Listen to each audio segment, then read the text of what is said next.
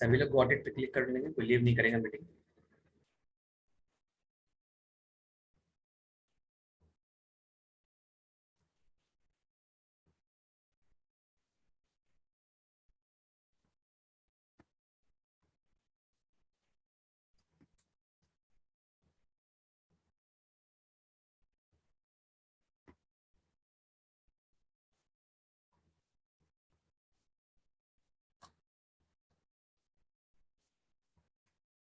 ठीक, अब मैं स्क्रीन शेयर कर रहा हूँ।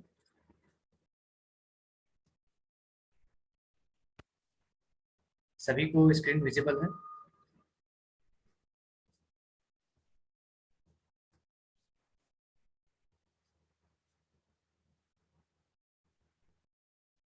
सभी को स्क्रीन विजिबल है? सभी को प्रॉपर विजिबल है ना स्क्रीन? कोई दिक्कत नहीं? ठीक, तो आज के चैप्टर का नाम है कर्म योग। चैप्टर नंबर 3 का नाम है कर्म योग। ठीक है। अच्छा, एक बात बताइए आपको, ये योग मतलब क्या होता है? क्या जानते हैं आप योग के बारे में? योग शब्द कहीं भी सुना हो, कहीं कुछ जानते हो तो योग शब्द से आप क्या अर्थ निकालते हैं? योग मतलब क्या होता है? कोई चाहे तो हैंड रेस कर सकता है, बता सकता है। योग शब्द मतलब हम क्या समझते हैं योग से? हरे कृष्णा सुरुचि माता जी। हरे कृष्णा प्रभु जी। जी माता। योग का मतलब जुड़ना होता है। अगर हम देखें तो जैसे हमने पहले में पढ़ा था कि कृष्ण अर्जुन भी योग में है। योग मतलब कि जुड़ना। तो वो कॉन्फ्लिक्ट से जुड़ गए हैं, इसलिए वो इतने विचलित है कि मैं अपने घर वालों से कैसे लड़ूं। तो आई थिंक ये है कि जुड़ना, किसी भी चीज से जुड़ जाना। किससे जोड़ना मतलब किस चीज से? किसी से भी हो सकता है। जैसे इसमें फर्स्ट सेकंड चैप्टर में हमने देखा कि अर्जुन जो है वो कॉन्फ्लिक्ट से थे, मतलब विषाद में थे। वो एक ऐसी सिचुएशन से जुड़ गए थे जहाँ से वो समझ में नहीं आ रहा उनको कि वो कैसे निकले। ठीक है। तो वो भी एक जुड़ना हुआ ठीक कि है। वो एक जुड़ गया। हरे कृष्ण। और कोई आंसर देना चाहता है तो हैंड रेस कर सकते हैं, चैट बॉक्स में आप लिख सकते हैं। हरे कृष्णा साक्षी माता जी। हरे कृष्णा। योग का मतलब होता है जब हम भगवान जी से अंतर ध्यान होकर हम किसी से, मतलब भगवान जी हो या कोई भी हो, जब हम उससे मन की बातें करने लगते हैं, जब हम एक दूसरे से सामने ना भी होकर एक जो मन की गति से हम किसी से जुड़ जाते हैं, उसे हम योग कहते हैं। अच्छा, हरे कृष्णा।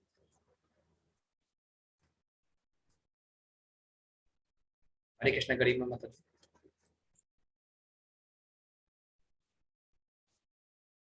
गरिमा माता जी अनम्यूट कर लें।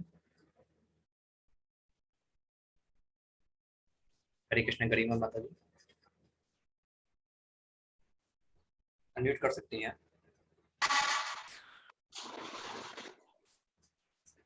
हरे कृष्णा। आवाज आ रही है माता जी?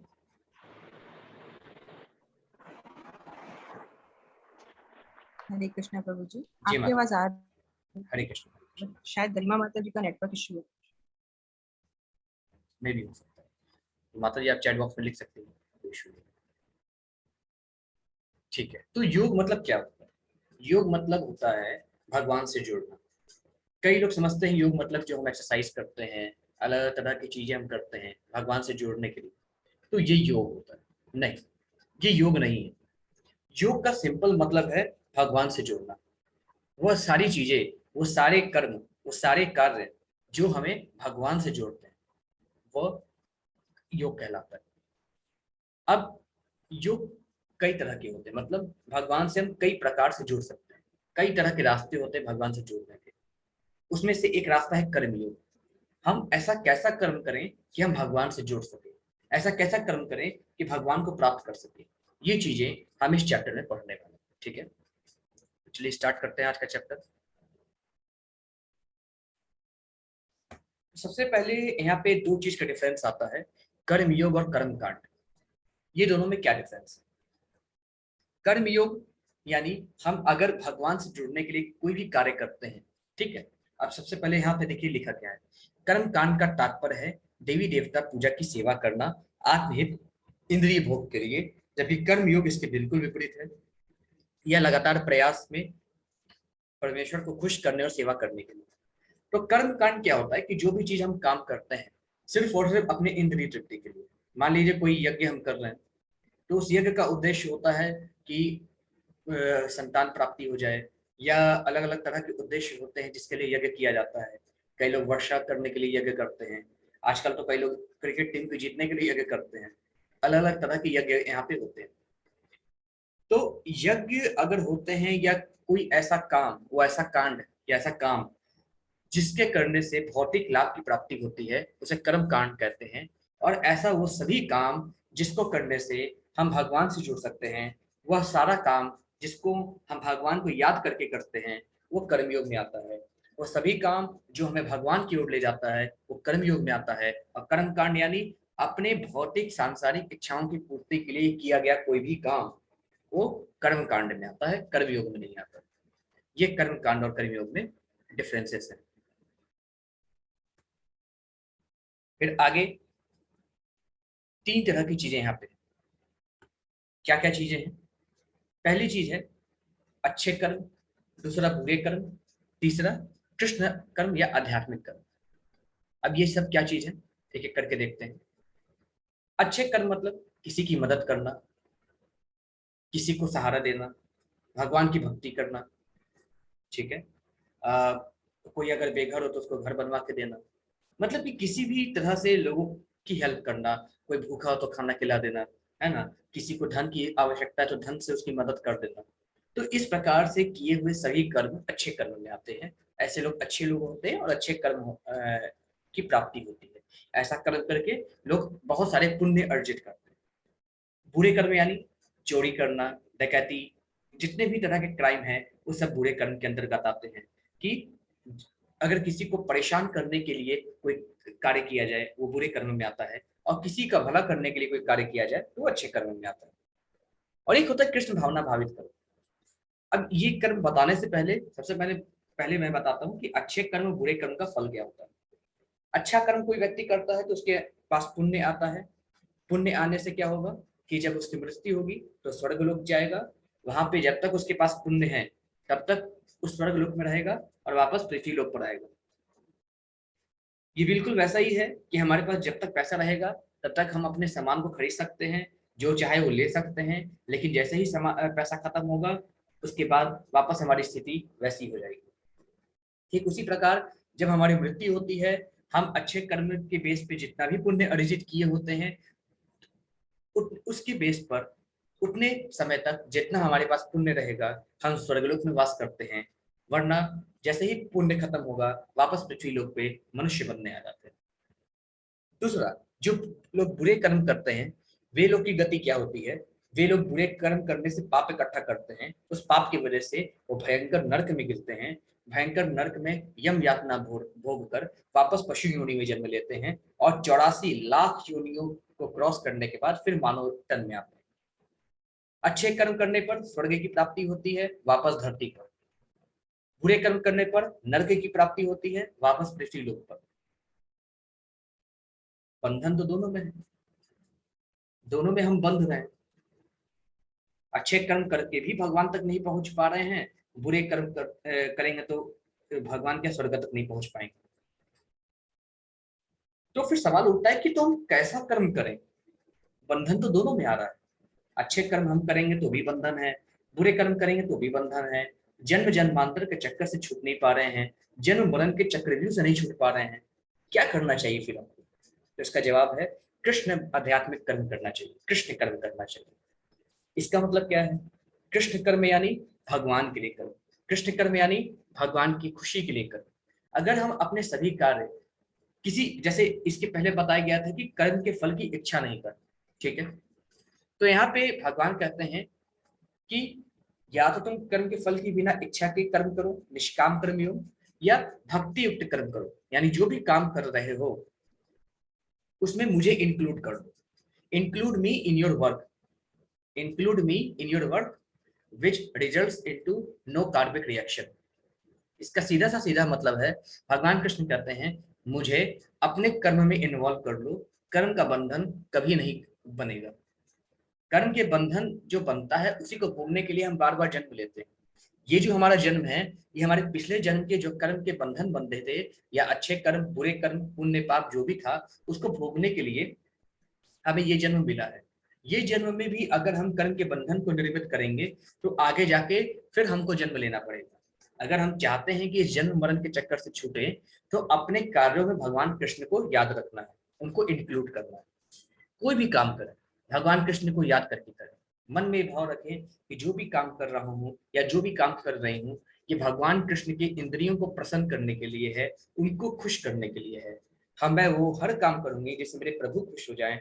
या जो भी आप काम कर रहे हैं, अगर आप पढ़ाई लिखाई करते हैं तो कोशिश कीजिए कि मन में भाव रहे कि भगवान कृष्ण को प्रसन्न करने के लिए कार्य कर रहे हैं। अगर आप नौकरी करते हैं तो ये मन में ये ठान के रखिए कि जो मैं कर रहा हूँ, ये कर रही हूँ, वो मैं अपने प्रभु के लिए कर रही हूँ। ये भाव जब मन में रहेगा तो इस कर्म का बंधन नहीं बंधेगा, क्योंकि भक्ति युक्त कर्म हो जाएगा। जब कर्म में भक्ति की इंक्लूजन हो जाती है, जब कर्म में भक्ति इंक्लूड हो जाती है, तो हमारे जो कर्म का जो बंधन है, जो बाउंडेशन है, वो खत्म हो जाता है। फिर वो भगवान अपने श्री चरणों में ले लेते हैं, कर्म का बंधन नहीं होता। तो भगवान ने यहाँ पे दो चीज बताई है, एक निष्काम कर्म योग, कर्म करते रहो, फल की चिंता मत करो। एक कर्म करते रहो, फल की चिंता करो ना करो उससे मतलब नहीं है, बस मुझे अपने कर्मों में इंक्लूड करो, तुम्हारे सारे के सारे कर्मों के जो बंधन है एक्सक्लूड हो जाएंगे। ऐसा भगवान कृष्ण यहाँ पे करते हैं। अब देखिए अर्जुन क्या प्रश्न पूछते हैं। फिर अर्जुन भगवान से प्रश्न पूछते हैं। अर्जुन उवाच जयायसी चेत कर्मणस्ते मता बुद्धिर्जनार्दन तत् किं कर्मणि घोरे मां नियोजयसि केशव। अब अर्जुन भगवान से प्रश्न पूछते हैं, हे जनार्दन, हे केशव, यदि आप बुद्धि को सकाम कर्म से श्रेष्ठ समझते हैं तो फिर आप मुझे इस घोर युद्ध में क्यों लगा रहे हैं। अब यहाँ पे अर्जुन प्रश्न पूछते हैं भगवान कृष्ण से, हे प्रभु, हे नाथ, अगर आप कर्म करने को ही सर्वश्रेष्ठ समझते हैं, अगर आप बुद्धि को सकाम कर्म से श्रेष्ठ समझते हैं, तो मुझे युद्ध में क्यों लगा रहे हैं। करने दीजिए भक्ति ना मुझे आपकी, युद्ध में क्यों लगाना है, क्यों युद्ध में मुझे लगाना चाहते हैं, आखिर क्यों युद्ध में लगाना चाहते हैं, क्या आवश्यकता है युद्ध में लगने की। अरे मैं सकाम कर्म करूंगा तो उसका बंधन बंधेगा, मैं कर्म ही क्यों करूं, युद्ध में क्यों लगाना चाह रहे हैं बार बार मुझको, मुझे समझ में नहीं आ रहा। फिर आगे अर्जुन कहते हैं, वया मिश्रेणेव वाक्येन बुद्धिं मोहयसीव मे तदेकं वद निश्चित्य येन श्रेयो अहमाप्नुयाम्। यहाँ पे भगवान कृष्ण को अर्जुन कहते हैं, आपके अनेकार्थक उपदेशों से आप अलग अलग तरह के उपदेश दे रहे हैं, मेरी बुद्धि मोहित हो गई है, अतः कृपा करके निश्चय पूर्वक बताएं कि इनमें से मेरे लिए सर्वाधिक श्रेष्ठकर क्या है। एक तरफ तो आप कहते हैं प्रभु निष्काम कर्म करो, निष्काम कर्म करो, एक कहते हैं, फिर दूसरी तरफ कहते हैं मुझे याद करके कर्म करो, याद करके कर्म करो। कहना क्या चाह रहे हैं आप, मेरी बुद्धि भ्रमित हो रही है, क्लियर क्लियर कहिए प्रभु आप क्या कहना चाह रहे हैं। आपके एक उपदेश के कई अर्थ निकल रहे हैं, इससे मेरी बुद्धि मोहित हो रही है, कृपया करके निश्चय पूर्वक मुझे बताएं कि इनमें से सबसे बेस्ट चीज मेरे लिए क्या है, मुझे सिर्फ इतना बताएं। राजा भगवान कहते हैं, श्री भगवान उवाच लोके अस्मिन् विद्धा निष्ठा पुरा प्रोक्ता मया नघ ज्ञान योगेन सांख्यानां कर्म योगेन योगिनाम्। अब भगवान कृष्ण कहते हैं यहाँ से, श्री भगवान अब यहाँ पे कहते हैं, हे निष्पाप अर्जुन, मैं पहले ही बता चुका हूँ कि आत्म साक्षात्कार का प्रयत्न करने वाले दो तरह के लोग होते हैं, कुछ इसे ज्ञान योग द्वारा समझने का प्रयत्न करते हैं, कुछ भक्ति में सेवा करते हैं। अब भगवान अर्जुन को कहते हैं, हे अर्जुन, कंफ्यूज होने की आवश्यकता नहीं है, मैं पहले ही बता चुका हूँ कि आत्मा को जानने के लिए दो तरह की चीजें यूज होती है, एक या तो मनुष्य ज्ञान के द्वारा आत्मज्ञान प्राप्त करे या भक्ति के द्वारा, दोनों चीज मैंने तुमको बताई, ठीक है। भगवान कहते हैं मुझ तक आने के लिए अनेक रास्ते हैं, कोई भक्ति के द्वारा आ सकता है, कोई कर्म के फल को त्याग करके आ सकता है, अनेक तरह के रास्ते हैं जो मुझ तक पहुंचते हैं, हर रास्ता मुझ तक पहुंचता है, बस रास्ते अलग अलग हैं, तरीके अलग अलग हैं, लेकिन लक्ष्य मैं हूं। एक कमावदा, लक्ष्य मैं हूं, मैं ही लक्ष्य हूं।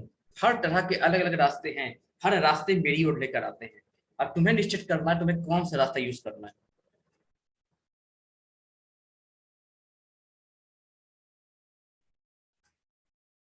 फिर आगे भगवान कहते हैं, न कर्मणा मनारंभा नैष्कर्म्यं पुरुषो अश्नुते न च संन्यस्यनादेव सिद्धिं समधि गच्छति। अब यहाँ पे भगवान कहते हैं, न तो कर्म से विमुख होकर कोई कर्मफल से छुटकारा पा सकता है और न तो केवल संन्यास से सिद्धि प्राप्त की जाती है। तो अर्जुन कह रहा है कि प्रभु आप मुझे कर्म में क्यों लगा रहे हैं। तो भगवान कहते हैं कि तुम चाहते हो कि तुम्हारे कर्म का बंधन बंधे ही ना, इसलिए तुम कर्म ही करना छोड़ देना चाहते हो। कैसी बात कर रहे हो अर्जुन। इस कलिकाल में या इस पृथ्वी पर रहते समय कोई भी कर्म से विमुख होकर नहीं रह सकता। इवन सन्यासी को भी अपने भोजन करने के लिए कर्म करना पड़ेगा, घर घर जाके भिक्षा मांगनी पड़ेगी, भोजन पकाना पड़ेगा, खाना पड़ेगा, भक्ति के लिए अनेक कर्म करने पड़ेंगे। कोई भी बिना कर्म किए रह नहीं सकता, उसका जीवन निर्वाह नहीं हो सकता। इसलिए अर्जुन कर्म करना अति आवश्यक है। और सिर्फ सोचना कि सन्यासी बन जाऊंगा, सन्यासी बन जाने से कर्म नहीं करना पड़ेगा, तो ऐसे भी सिद्धि प्राप्त नहीं होगी। यहाँ पे प्रभुपाद जी के कुछ शब्द हैं, तात्पर्य प्रभुपाद जी के द्वारा, प्रभुपाद जी की जय।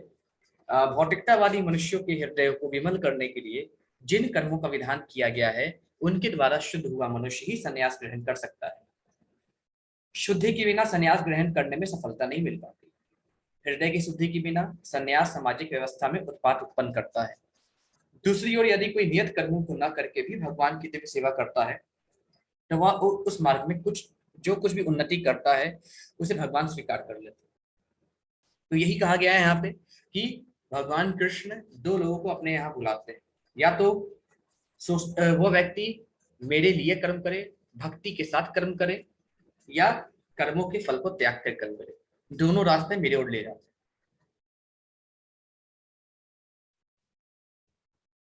फिर आगे भगवान कहते हैं, न हि कश्चित् क्षणमपि जातु निस्थत्य कर्म कृत कार्यते है वशः कर्म सर्वः प्रकृति जयर्गुण है। अब भगवान कृष्ण यहाँ पे कहते हैं, प्रत्येक व्यक्ति को प्रकृति से अर्जित गुणों के अनुसार विवश होकर कर्म करना पड़ता है। जैसे मैंने पहले बताया था चैप्टर नंबर 2 में कि भगवान कृष्ण कहते हैं कि प्रकृति के 3 गुण होते हैं, सत्व रज और तम, सतोगुण रजोगुण तमोगुण। तो ये 3 गुण हमें बाधित करते हैं कर्म करने के लिए। जैसा हमारा व्यवहार होगा, अगर सतोगुण में हमारा व्यवहार है तो उस हिसाब से कर्म करेंगे, रजोगुण में हमारा नेचर है तो उस हिसाब से हम बिहेव करेंगे, और तमोगुण में हमारा नेचर है तो उस हिसाब से बिहेव करेंगे। ये गुण ही हमको कर्म में लगा देते हैं और विवश होकर हमें उन कर्मों को करना पड़ता है। अतः कोई व्यक्ति भी क्षण भर के लिए भी बिना कर्म किए नहीं रह सकता, ऐसा भगवान कृष्ण यहाँ पे कह रहे हैं। भगवान कृष्ण कहते हैं हर व्यक्ति को इस धरती पर कर्म करना ही है। जो 3 गुण होते हैं ना, सतो रजो तम, ये 3 गुण मनुष्य को विवश होकर कर्म में लगा देते हैं, मनुष्य को करना ही पड़ता है। कोई व्यक्ति बिना कर्म किए इस धरती पर नहीं रह सकता। फिर आगे श्री कृष्ण प्रभु बोलते हैं, कर्मेन्द्रियाणि संयम्य य आसते मनसा स्मरण इंद्रियार्था अन्विमूढ़ात्मा मिथ्याचारः स उच्यते। अब भगवान कृष्ण कहते हैं जो कर्मेंद्रियों को वश में तो कर लेता है, किंतु जिसका मन इंद्र विषयों का चिंतन करते रहता है वो निश्चित रूप से स्वयं को धोखा देता है और मिथ्याचारी कहलाता है। तो भगवान कहते हैं ऐसे व्यक्ति जो अपने इंद्रियां हैं उनको तो कंट्रोल में कर लेता है, लेकिन मन से उन सभी इंद्रिय विषयों का चिंतन करने लगता है। मतलब कि सामने मान लीजिए आपको आम का फल रखा हुआ है, आपने ये कंट्रोल किया हुआ है कि जुबान पे कि मैं इसको खाऊंगा नहीं, लेकिन मन से चिंतन कर रहे हैं कितना मीठा होगा आम का फल, एक बार मिल जाता तो मजा आ जाता, एक बार मिल जाता तो मजा आ जाता, लेकिन फिर भी आप दूसरी ओर से जुबान पे कंट्रोल किए, नहीं खाना नहीं है इसको, खाना नहीं है इसको। तो मतलब कि इंद्र तृप्ति पे तो पूरी तरीके से अपना इंद्रियों पे तो कंट्रोल है, लेकिन मन से उसका चिंतन कर रहे हैं। भगवान कहते हैं ऐसा व्यक्ति स्वयं को धोखा देता है और ऐसा मिथ्याचारी कहलाता है। तो जो व्यक्ति संन्यास का चोला तो पहन लेता है लेकिन सांसारिक इच्छाएं उसके मन से जाती नहीं है, जो व्यक्ति संन्यास का चोला तो पहन लेता है लेकिन भौतिक इच्छाएं उसके मन से जाती नहीं है, इंद्र को अपने इंद्रियों को अपने कंट्रोल में कर देता है, लेकिन इंद्रियों की जो वासना है, इंद्रियों की जो बार बार मन में विचारने की स्थिति है, वो मन से जाती नहीं है, तो ऐसा व्यक्ति मिथ्याचारी कहलाता है। अब ध्यान से देखिए इस साधु को और बताइए क्या ये असल में आपको साधु लग रहा है? अगर नहीं लग रहा है तो क्या कारण है साधु नहीं लग रहा है? चैट बॉक्स में एक बार लिख के बता दीजिए।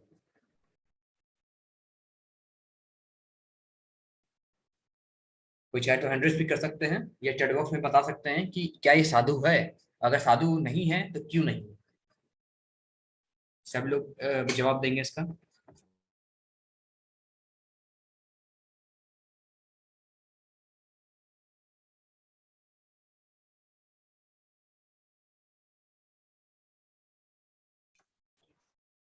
सभी ने सही जवाब दिया है।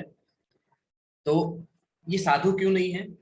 चोला तो सन्यास का है, बातें संसार से हो रही है, सांसारिक इच्छाएं अभी तक छूटी नहीं है, ऊपर से धूम्रपान कर रहे हैं।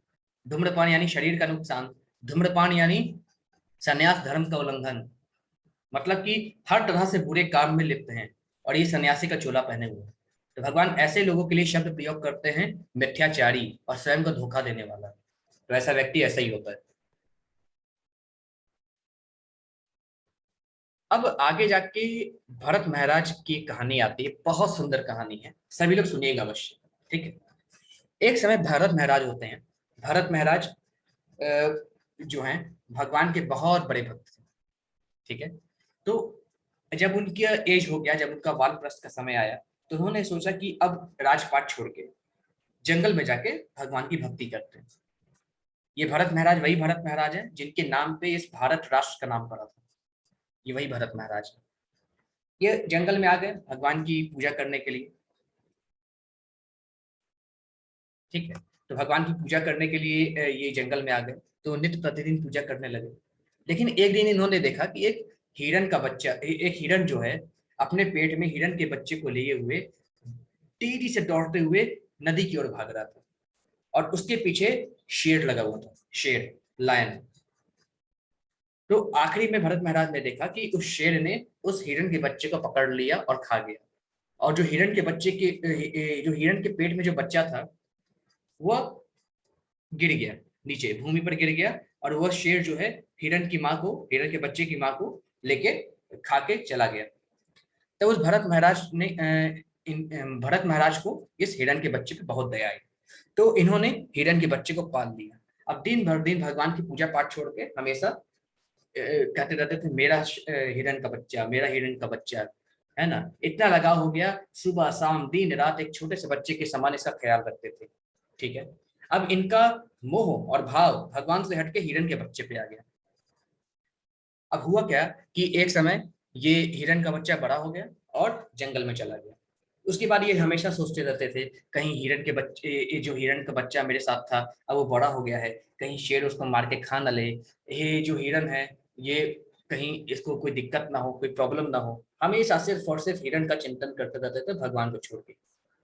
अंत में क्या हुआ, जब इनकी मृत्यु आई तो भी इनको हिरण का ख्याल आया कि मेरे जाने के बाद हिरण का क्या होगा। अब शास्त्रों में लिखा गया है अंत समय में जिसका हम ध्यान करते हैं, अंत समय में जैसी हमारी मति होती है सो वैसी हमारी गति होती है।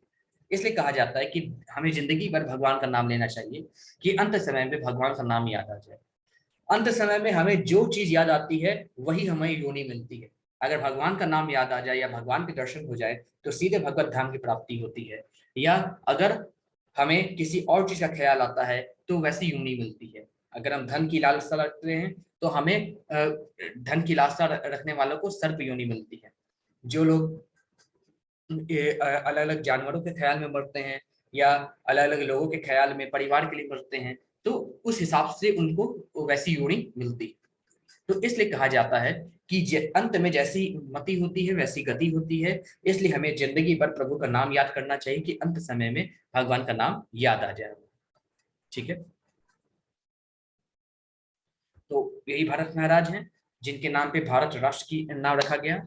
और ये जब भक्ति कर रहे थे तो एक हिरण दौड़ता हुआ आया, उनके पेट में हिरण का बच्चा था, शेर ने हिरण को खा लिया, हिरण के पेट से जो बच्चा है नीचे गिर गया भूमि पर। भरत महाराज ने उसको उठाया और उनका लालन पालन किया और उनसे हमेशा जुड़ गए, भगवान की भक्ति छोड़ दी और हमेशा हिरण के बच्चे के बारे में ख्याल करने लगे। जब हिरण का बच्चा कूद के मतलब कि जब बड़ा हो गया तो जंगल में चला गया, तो हमेशा हिरण के बारे में ख्याल करने लगे कि हिरण कैसा होगा, कहीं इसको शेर मार के खाना ले, ऐसे ऐसे कई बातें सोचने लगे। और जब इनका अंत समय आया तो हिरण का ही ख्याल था इनका कि इनके जाने के बाद हिरण का क्या होगा। तो उसी समय इनकी मृत्यु हो गई। और कहा जाता है जैसी हमारी मति होती है, मरने के समय जो हम सोचते हैं वही वैसा ही शरीर प्राप्त होता है। इसलिए हमें जिंदगी भर भगवान की भक्ति करनी चाहिए। और जैसे इनकी मृत्यु हुई, हिरण का ख्याल इनके दिमाग में था, अगले जन्म में ये हिरण बने। इनको सब कुछ याद था कि इन्होंने क्या गलती की थी। तो ये हिरण बन के साधु सन्यासियों के आश्रम के पास जाके बैठने लगे और ये कामना करने लगे कि जल्दी से इनकी मृत्यु हो जाए। तो जैसे ही इनकी मृत्यु हुई तो अगले जन्म में जड़ भरत बने। ठीक है, इन्होंने संकल्प ले लिया कि कुछ नहीं बोलूंगा, सिर्फ और सिर्फ भगवान की भक्ति करूंगा। तो इस तरीके से जड़ भरत ये बने। जड़ भरत बनने के बाद इन्हीं के नाम पे भारत भूमि का नामकरण हुआ, भारत राष्ट्र हुआ। और इनके तीसरे जन्म में इनको मुक्ति मिली और ये भगवान के धाम गए। तो इसलिए कहा जाता है कि छोटी सी गलती हमारे पूरे के पूरे जीवन की भक्ति को नष्ट कर सकती है। भरत महाराज बहुत बड़े भक्त थे भगवान के, लेकिन सिर्फ और सिर्फ हिरण के मुंह में पड़कर अपना जो अंतिम समय था उसमें हिरण को याद करके अपना सतगति गवा बैठे और 3 जन्म के लिए की पीड़ा भोगने लगे। क्योंकि हर जन्म में माँ के गर्भ में जाना होता है, 9 महीने हमें माँ के गर्भ में लटका हुआ रहते हैं, माँ के गर्भ में उसके कष्ट को भोगना पड़ता है। वो कष्ट को भरत महाराज भोगे सिर्फ और सिर्फ इस वजह से कि हमें किसी व्यक्ति से, किसी जानवर से मोह हो गया। इसलिए जब भी हम हमेशा इन सारी चीजों से अलग रहे, मतलब कि इन सभी चीजों में इन्वॉल्व हूं लेकिन उसमें आसक्त ना हो। मुख पे हमारा हमेशा भगवान का नाम रहे, ख्याल में सिर्फ और सिर्फ भगवान रहे, कर्तव्य हम करें लेकिन लिमिट में रह के, आसक्त ना हो जाए कि भगवान को भूल के सब कुछ संसार ही है। ये करेंगे तो अंततोगत्वा जैसी हमारी मति होगी वैसी गति होगी, फिर जन्म लेना पड़ेगा, मरना पड़ेगा। और ये जो गर्भ की पीड़ा है ना, बहुत भयंकर पीड़ा होती है। उल्टा लटके रहते हैं 9 महीने, हम लोग उल्टे लटके रहते हैं गर्भ में, चाहे पशु योनि में हो चाहे मनुष्य योनि में, उल्टे लटके रहते हैं 9 महीने में। जन्म तो माँ के गर्भ से लेना है, 9 महीने उल्टे लटके रहते हैं, मल मूत्र में रहते हैं हम लोग। श्रीमद् भागवतम में लिखा है कि जो बच्चे रहते हैं मल मूत्र का तकिया होता है उनका, 9 महीने मल मूत्र में बैठे रहते हैं और बहुत सारी तकलीफें झेलते हैं। माँ के गर्भ में ही छोटे छोटे कीड़े होते हैं, उस समय हमारी स्किन नहीं आई होती है, पूरी स्किन गायब रहती है, सिर्फ मांस होता है। तो छोटे छोटे कीड़े हमारे मांस को नोचते हैं और हमें बहुत तकलीफ होती है, बहुत पीड़ा होती है। उस चीज को हम कह नहीं सकते किसी से, और हम चिल्लाते हैं, रोते हैं, लेकिन हमारी आवाज सुनने वाला कोई नहीं होता। उस समय में सभी जन्मों का ध्यान रहता है। फिर ऐसे समय में कई माँ लोग तीखा खाना खाती हैं, उन लोगों को तीखा थोड़ा पसंद होता है, तो तीखा जाके हमारे स्किन से लगता है और वो चीज और पीड़ादायक होता है हमारे लिए। 9 महीना इस पीड़े को हम भोगते हैं और फिर भगवान से करुणा करके पुकार करते हैं, हे नारायण, हे भक्तवत्सल, अब पीड़ा नहीं सही जाती। तभी आप देखते हैं कई बार गर्भ में ही बच्चों की मौत हो जाती है, क्योंकि वो ऐसी दर्दनाक पीड़ा को नहीं सह पाते। हर किसी की बस की बात नहीं होती। मानव जन्म मिलना बहुत पीड़ादायक है, बहुत मुश्किल भी है और बहुत पीड़ादायक भी है। भगवान से प्रार्थना करता है बच्चा, हम सभी लोग वैसे ही आए हैं माँ के गर्भ से, प्रार्थना करके भगवान से, प्रभु मैं आपसे प्रार्थना करता हूँ मुझे इस संकट से निकाल दीजिए, मैं इस संसार में आके इतनी भक्ति करूंगा कि आप तक पहुंच जाऊं। और जैसे ही मनुष्य संसार में आता है, भगवान से वादा करता है, लेकिन संसार की हवा उसको सब कुछ भुला देती है। मनुष्य बोलता है, प्रभु मैं भूल जाऊंगा संसार में आपकी भक्ति, मैं भूल जाऊंगा, आप याद दिला देना। भगवान इतने करुणामय है, इतने करुणाकर हैं, बोलते हैं बेटा मैं तुम्हें हर पल याद दिलाते रहूंगा, बस उसको तुम ग्रैब कर लेना, उस अपॉर्चुनिटी को ले लेना, अन्यथा फिर तुम्हें जन्म मरण के चक्कर में गुजरना पड़ेगा। हम 84 लाख बार ऐसी पीड़ाओं को झेलते हुए आए हैं, चाहे मनुष्य योनि में हो चाहे पशु योनि में, फिर भी हम नहीं समझते। अब देखिए आप भगवत गीता से जुड़े हैं, तो भगवान ने आपको याद दिलाया है कि बेटा तुमने जो वादा किया था गर्भ में, अब उसको पूरा करने का समय आया है, अब उस टाइम को वेस्ट ना करो। तो इसलिए अगर अब हमें भगवान ने याद दिलाया है, हम फिर से उस घर की पीड़ा को नहीं भोगना चाहते, जन्म मरण के चक्कर में नहीं फंसना चाहते, तो निश्चित रूप से हमको भगवान की भक्ति करनी चाहिए, 16 बार जाप करना चाहिए, भगवान के नाम पे जप करना चाहिए, भगवान के नाम पे कीर्तन करना चाहिए, भगवान की पूजा पाठ करनी चाहिए, भगवद गीता पढ़ना चाहिए, श्रीमद् भागवतम पढ़ना चाहिए, अपने अंदर के अधिकार को गिराना चाहिए, तभी जाके हम भगवान से जुड़ सकते हैं और उनको प्राप्त कर सकते हैं। अन्यथा कोई चारा नहीं है, कोई कारण नहीं है, कोई चारा नहीं है भगवान की भक्ति कर सकते। आज नहीं आई क्या? एक सेकंड।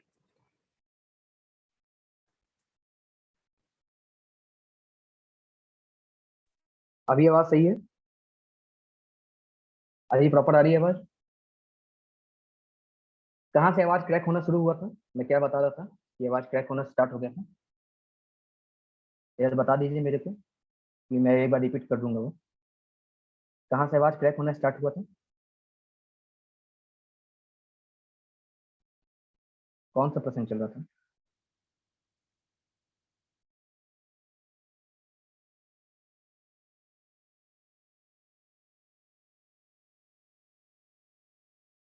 जो गर्व की बात की हो गई थी ना कि हम जब इस संसार में आए तो सब कुछ भूल गए, भगवान ने हमको याद दिला दिया। जी बिल्कुल, तो भगवान हमको याद दिलाए हैं। अब हमारा कर्तव्य है कि अच्छे से भगवान की भक्ति करें और भगवान को प्राप्त करें और जन्म लेकर और हमें कष्ट नहीं भोगना है।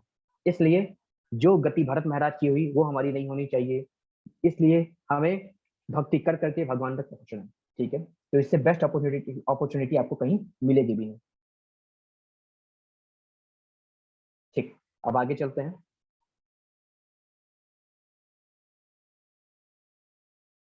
फिर आगे भगवान कहते हैं यस्तित्व इंद्रियाणि मनसा नियम्यार भते अर्जुन कर्मेन्द्रिय कर्म योगम सक्तः स विशिष्यते। अब भगवान कृष्ण यहाँ पे कहते हैं दूसरा, और यदि कोई निष्ठावान व्यक्ति अपने मन के द्वारा कर्मेंद्रियों को वश में करने का प्रयत्न करता है और बिना किसी आसक्ति के कर्मयोग कृष्ण भावना अमृत में प्रारंभ करता है तो वह अति उत्कृष्ट है। भगवान कहते हैं अगर कोई ऐसा निष्ठावान व्यक्ति अपने मन के द्वारा कर्मेंद्रियों को कंट्रोल कर लेता है, उसको प्रयत्न करता है और बिना किसी आसक्ति के कर्मयोग प्रारंभ करता है, मतलब कि इंद्रियों को कंट्रोल में करके और कर्मयोग प्रारंभ करता है, तो ऐसा व्यक्ति उत्कृष्ट काम करता है। भगवान कृष्ण को याद करके कोई अगर कर्म करता है तो ऐसा व्यक्ति सबसे बेस्ट काम करता है। फिर आगे भगवान कहते हैं नियतम कुरु कर्म त्वं कर्म जयायो है कर्मणः शरीर यात्रा पीछे तेना प्रसिद्ध धैर्य कर्मणः। तो भगवान कृष्ण यहाँ पे क्या कहते हैं? भगवान कृष्ण यहाँ पे कहते हैं अपना नियत कर्म करो अर्जुन, क्योंकि कर्म न करने की अपेक्षा कर्म करना श्रेष्ठ है। कर्म के बिना तो शरीर निर्वाह भी नहीं सिद्ध होता। भगवान कहते हैं अर्जुन अपना नियत कर्म करो, जो तुम्हें कर्तव्य करने के लिए तुम्हारा कर्म युद्ध करना युद्ध करो, क्योंकि कर्म न करने की अपेक्षा कर्म करना श्रेष्ठ है और कर्म के बिना तो ये जीवन चलेगा भी नहीं। फिर आगे भगवान कहते हैं यज्ञार्थात् कर्मणो अन्यत्र लोको एम कर्म बंधनः तदर्थम कर्म कौन्तेय मुक्त संगः समाचरः। अब भगवान श्लोक नंबर 9 में कहते हैं श्री विष्णु के लिए यज्ञ रूप में कर्म करना चाहिए, अन्यथा कर्म के द्वारा इस भौतिक जगत में बंधन उत्पन्न होता है। तो भगवान कहते हैं श्री विष्णु यानी मेरे लिए कर्म करो, ऐसा नहीं करोगे तो इस भौतिक जगत में कर्म का बंधन उत्पन्न होगा। अतः हे कुंती पुत्र, हे कौन्ते, भगवान कृष्ण की प्रसन्नता के लिए नियत कर्म करो, इस तरह तुम कर्म के बंधन से नहीं बंधोगे और मुक्त हो जाओगे, ऐसा भगवान कृष्ण यहाँ पे कहते हैं। फिर आगे प्रभुपाद जी इसका तात्पर्य लिखते हैं कि अतः भगवान विष्णु की प्रसन्नता के लिए कर्म करना चाहिए। इस जगत में किया गया अन्य कोई कर्म बंधन का कारण इस जगत में किया जाने वाला अन्य कोई कर्म बंधन का कारण होगा, क्योंकि अच्छे तथा बुरे कर्म के फल होते हैं और कोई भी फल कर्म करने वाले को बांध लेता है। अतः कृष्ण विष्णु को प्रसन्न करने के लिए कृष्ण भावना भावित होना होगा। जब कोई ऐसा कर्म करता है तो हम मुक्त दशा को प्राप्त करता है। इसी महान कर्म कौशल और प्रारंभ में इस विधि में अत्यंत कुशल मार्गदर्शन की आवश्यकता होती है। तो यहाँ पे भी प्रभुपाद जी कहते हैं कि अच्छे कर्म का बुरे कर्म का दोनों का बंधन होता है। ना तो हमें अच्छे कर्म करने चाहिए ना बुरे कर्म। कैसा कर्म करना चाहिए? कृष्ण भावना भावित कर्म। अच्छे कर्म करें ऐसी बात नहीं है, लेकिन उसमें आसक्ति ना हो। अच्छे कर्म करें लेकिन उसमें भगवान की याद बनी रहे। सकाम कर्म ना करें, निष्काम कर्म करें। कई लोग जो है दान देते हैं, कई लोग जो है अच्छे कर्म करते हैं इस आशय से कि मेरे साथ बहुत अच्छा होगा, मतलब रिजल्ट पहले ही सोच लेते हैं। ये सोचते हैं कि हम 10,000 दान देंगे हमको 1 लाख मिल जाएगा। ये भावना से दान देना बहुत खराब बात। अपना कर्तव्य समझ के दान देना चाहिए, अपना कर्तव्य समझ के दूसरों की मदद करनी चाहिए। किसी उद्देश्य से, किसी रिजल्ट के आशय से हमें किसी प्रकार का कोई कर्म नहीं करना चाहिए। और ये भगवान कृष्ण स्वयं कह रहे हैं कि कर्म के बंधन से छूटना है तो निष्काम कर्मयोग को अपनाओ या कृष्ण भावना भावित कर्म करो। फिर आगे प्रभु कहते हैं, सहयज्ञ प्रजा सृष्ट्वा पुरोवाच प्रजापति अनेन प्रसविस्य ध्वमेश वो स्थित्व अष्टकाम धुक। तो भगवान श्लोक नंबर 10 में बोलते हैं, हे अर्जुन, सृष्टि के प्रारंभ में समस्त प्राणियों के स्वामी प्रजापति ने विष्णु के लिए यज्ञ सहित मनुष्यों तथा देवताओं की संततियों को रचा और उनसे कहा, तुम इस यज्ञ से सुखी रहो, क्योंकि इसके करने से तुम्हें सुख पूर्वक रहने और मुक्ति प्राप्त करने के लिए समस्त वांछित वस्तुएं प्राप्त हो सकेंगी। तो भगवान कहते हैं, हे अर्जुन, सृष्टि के प्रारंभ में जितने भी प्राणी थे, उनके स्वामी जो प्रजापति थे, उन्होंने भगवान विष्णु के लिए यज्ञ किया और मनुष्यों देवताओं की संततियों को रचा। यज्ञ करके मनुष्यों को रचा, देवताओं के संतानों को रचा और कहा कि तुम इस यज्ञ को करो और सुखी रहो। ऐसे करने से तुम सुख पूर्वक रहोगे और मुक्ति प्राप्त करने के लिए समस्त वस्तुएं तुमको प्राप्त होंगी। आगे भगवान कहते हैं, देवान भाव्य तानेन ते देवा भाव्यन्तु वः परस्परं भाव्यन्तः श्रेयः परम वाप्य सतः। भगवान श्लोक नंबर 11 में कहते हैं, यज्ञों के द्वारा प्रसन्न होकर देवता तुम्हें भी प्रसन्न करेंगे और इस तरह मनुष्यों तथा देवताओं के मध्य सहयोग से सबको संपन्नता प्राप्त होगी। तो भगवान कहते हैं, हे अर्जुन, इस प्रकार यज्ञ करने से देवताओं और मनुष्यों के बीच संपन्नता प्राप्त होगी। जब मनुष्य यज्ञ करेंगे, देवता लोग उनका फल देंगे, देवता भी प्रसन्न रहेंगे और मनुष्य भी प्रसन्न रहेंगे। यहाँ पे प्रभुपाद जी कहते हैं, तात्पर्य में, यज्ञ से मनुष्य के खाद्य पदार्थ शुद्ध होते हैं और शुद्ध भोजन करने से मनुष्य जीवन शुद्ध हो जाता है।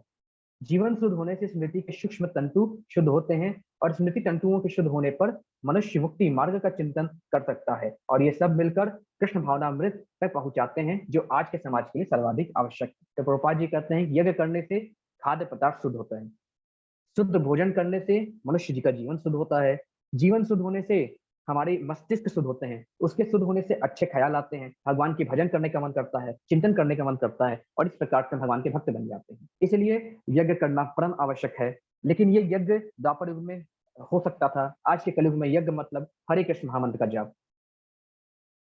फिर आगे प्रभुपाद यहाँ पे भगवान कृष्ण कहते हैं, इष्टान भोगानि हि वो देवा दास्यन्ते यज्ञ भावितः तैदर तत्ता न प्रदायभयो यो भुरक्ते सेन एव सह। तो यहाँ पे भगवान कृष्ण कहते हैं, जीवन की विभिन्न आवश्यकताओं की पूर्ति करने वाले विभिन्न देवता यज्ञ संपन्न होने पर प्रसन्न होकर तुम्हारी सारी आवश्यकताएं पूरी करेंगे।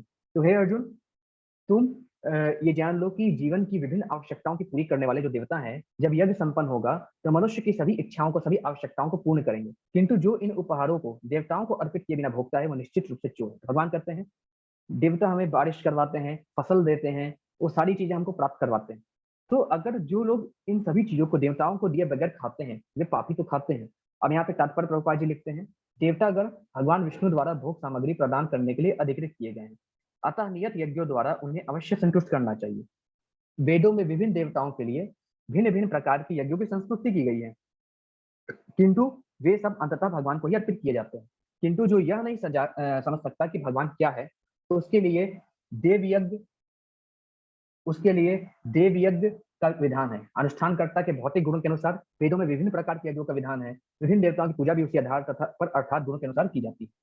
तो यहाँ पे प्रभुपाद जी कहते हैं कि देवता लोग हमको बहुत सारी चीजें देते हैं और जो भी चीजें देते हैं वो सब भगवान कृष्ण के आदेश पर ही देते हैं। तो इसलिए जो भी चीज हम खाते हैं, जो भी चीज कोई भी चीज खाएं, वो सारी चीजें भगवान कृष्ण को अर्पण करनी चाहिए।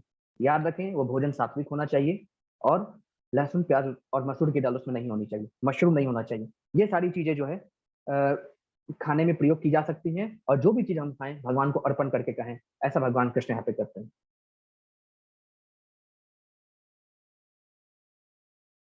ठीक है, तो जैसे ब्रह्मा जी ने वेदों की रचना की, वेदों ने सिखाया कर्तव्य करो, कर्म करो, ठीक है, और कर्म करने के बाद यज्ञों में आहुति दो, कुछ अन्न यज्ञों में आहुति देनी चाहिए जिससे वो अन्न शुद्ध होता है।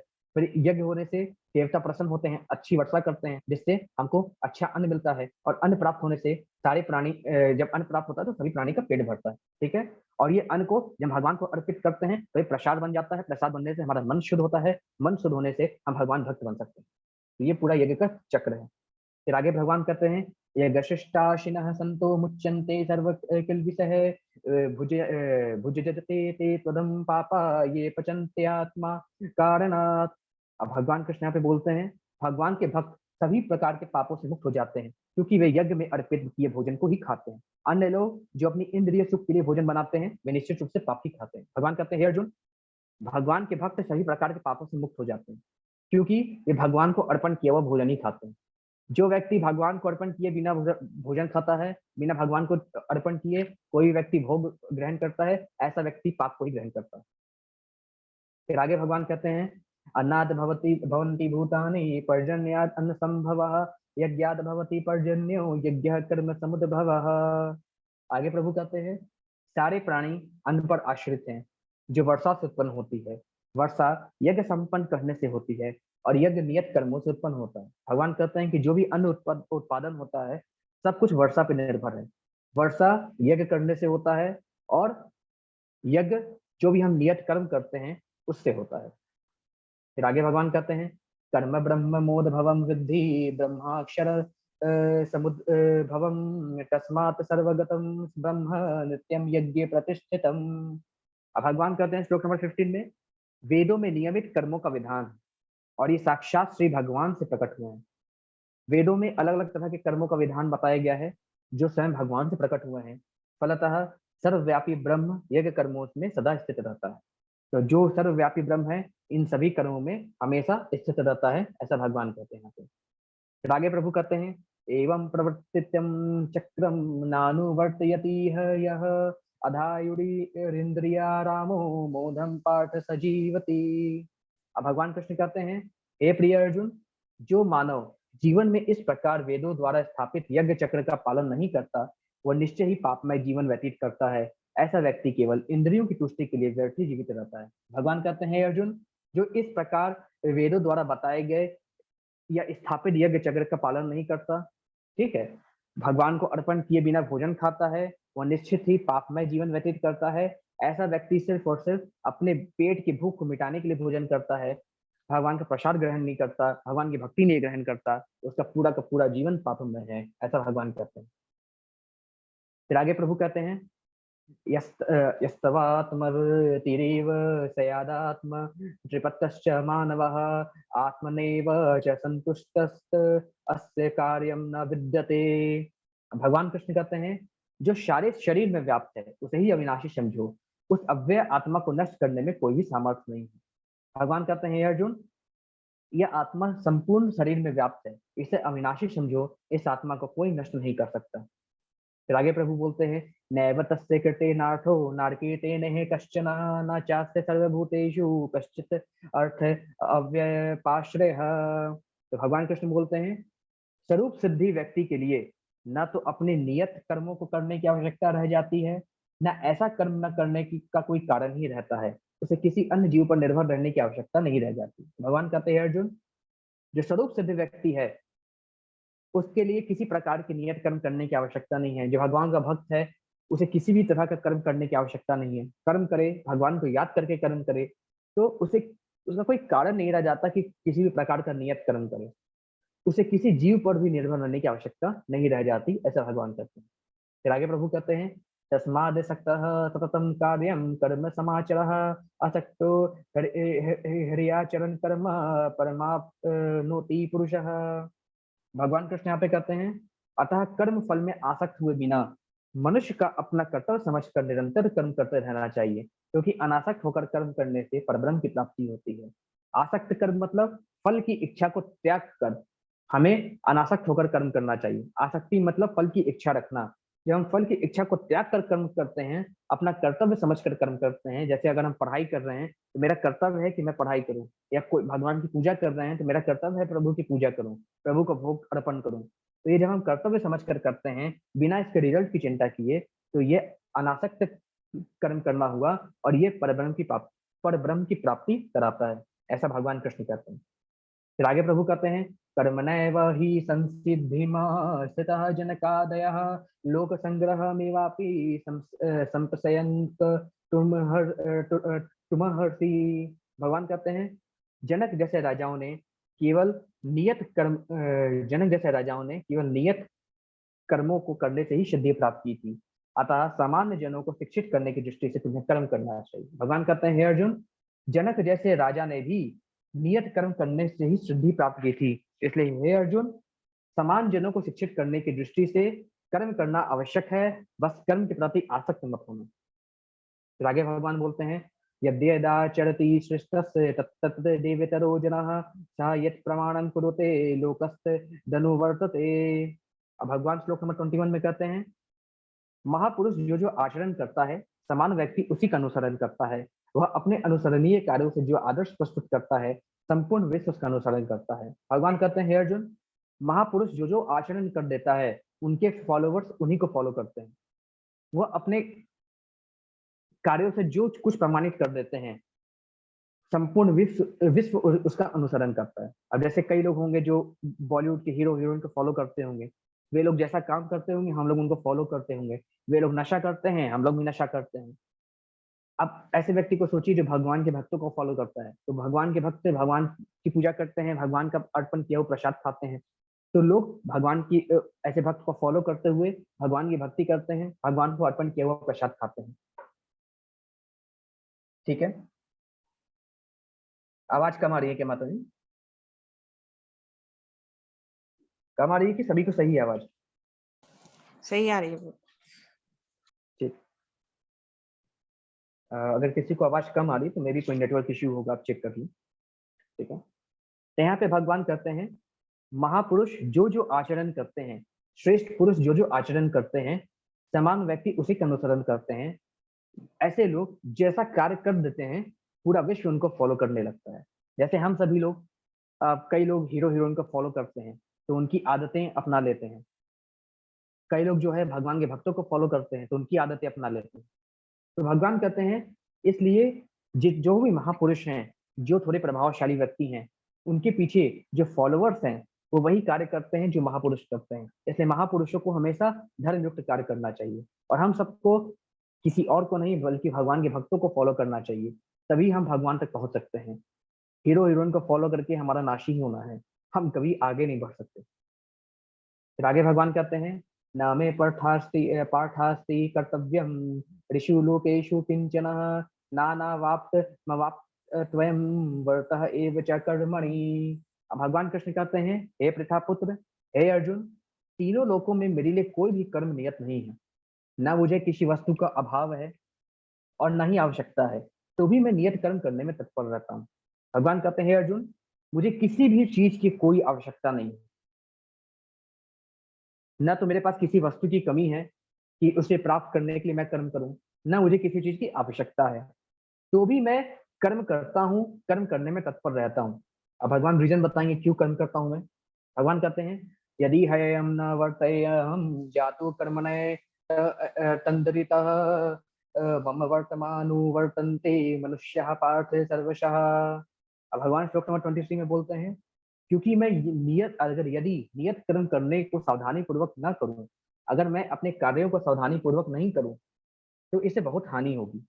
यह निश्चित है कि सभी मनुष्य मेरे ही पथ का अनुगमन करेंगे, मेरे ही पथ का अनुसरण करेंगे। अगर मैं गलत कार्य करूंगा तो वो मेरे ही गलत कार्य को फॉलो करेंगे, अगर मैं कर्म नहीं करूंगा तो वे भी अपना कर्म करना छोड़ देंगे।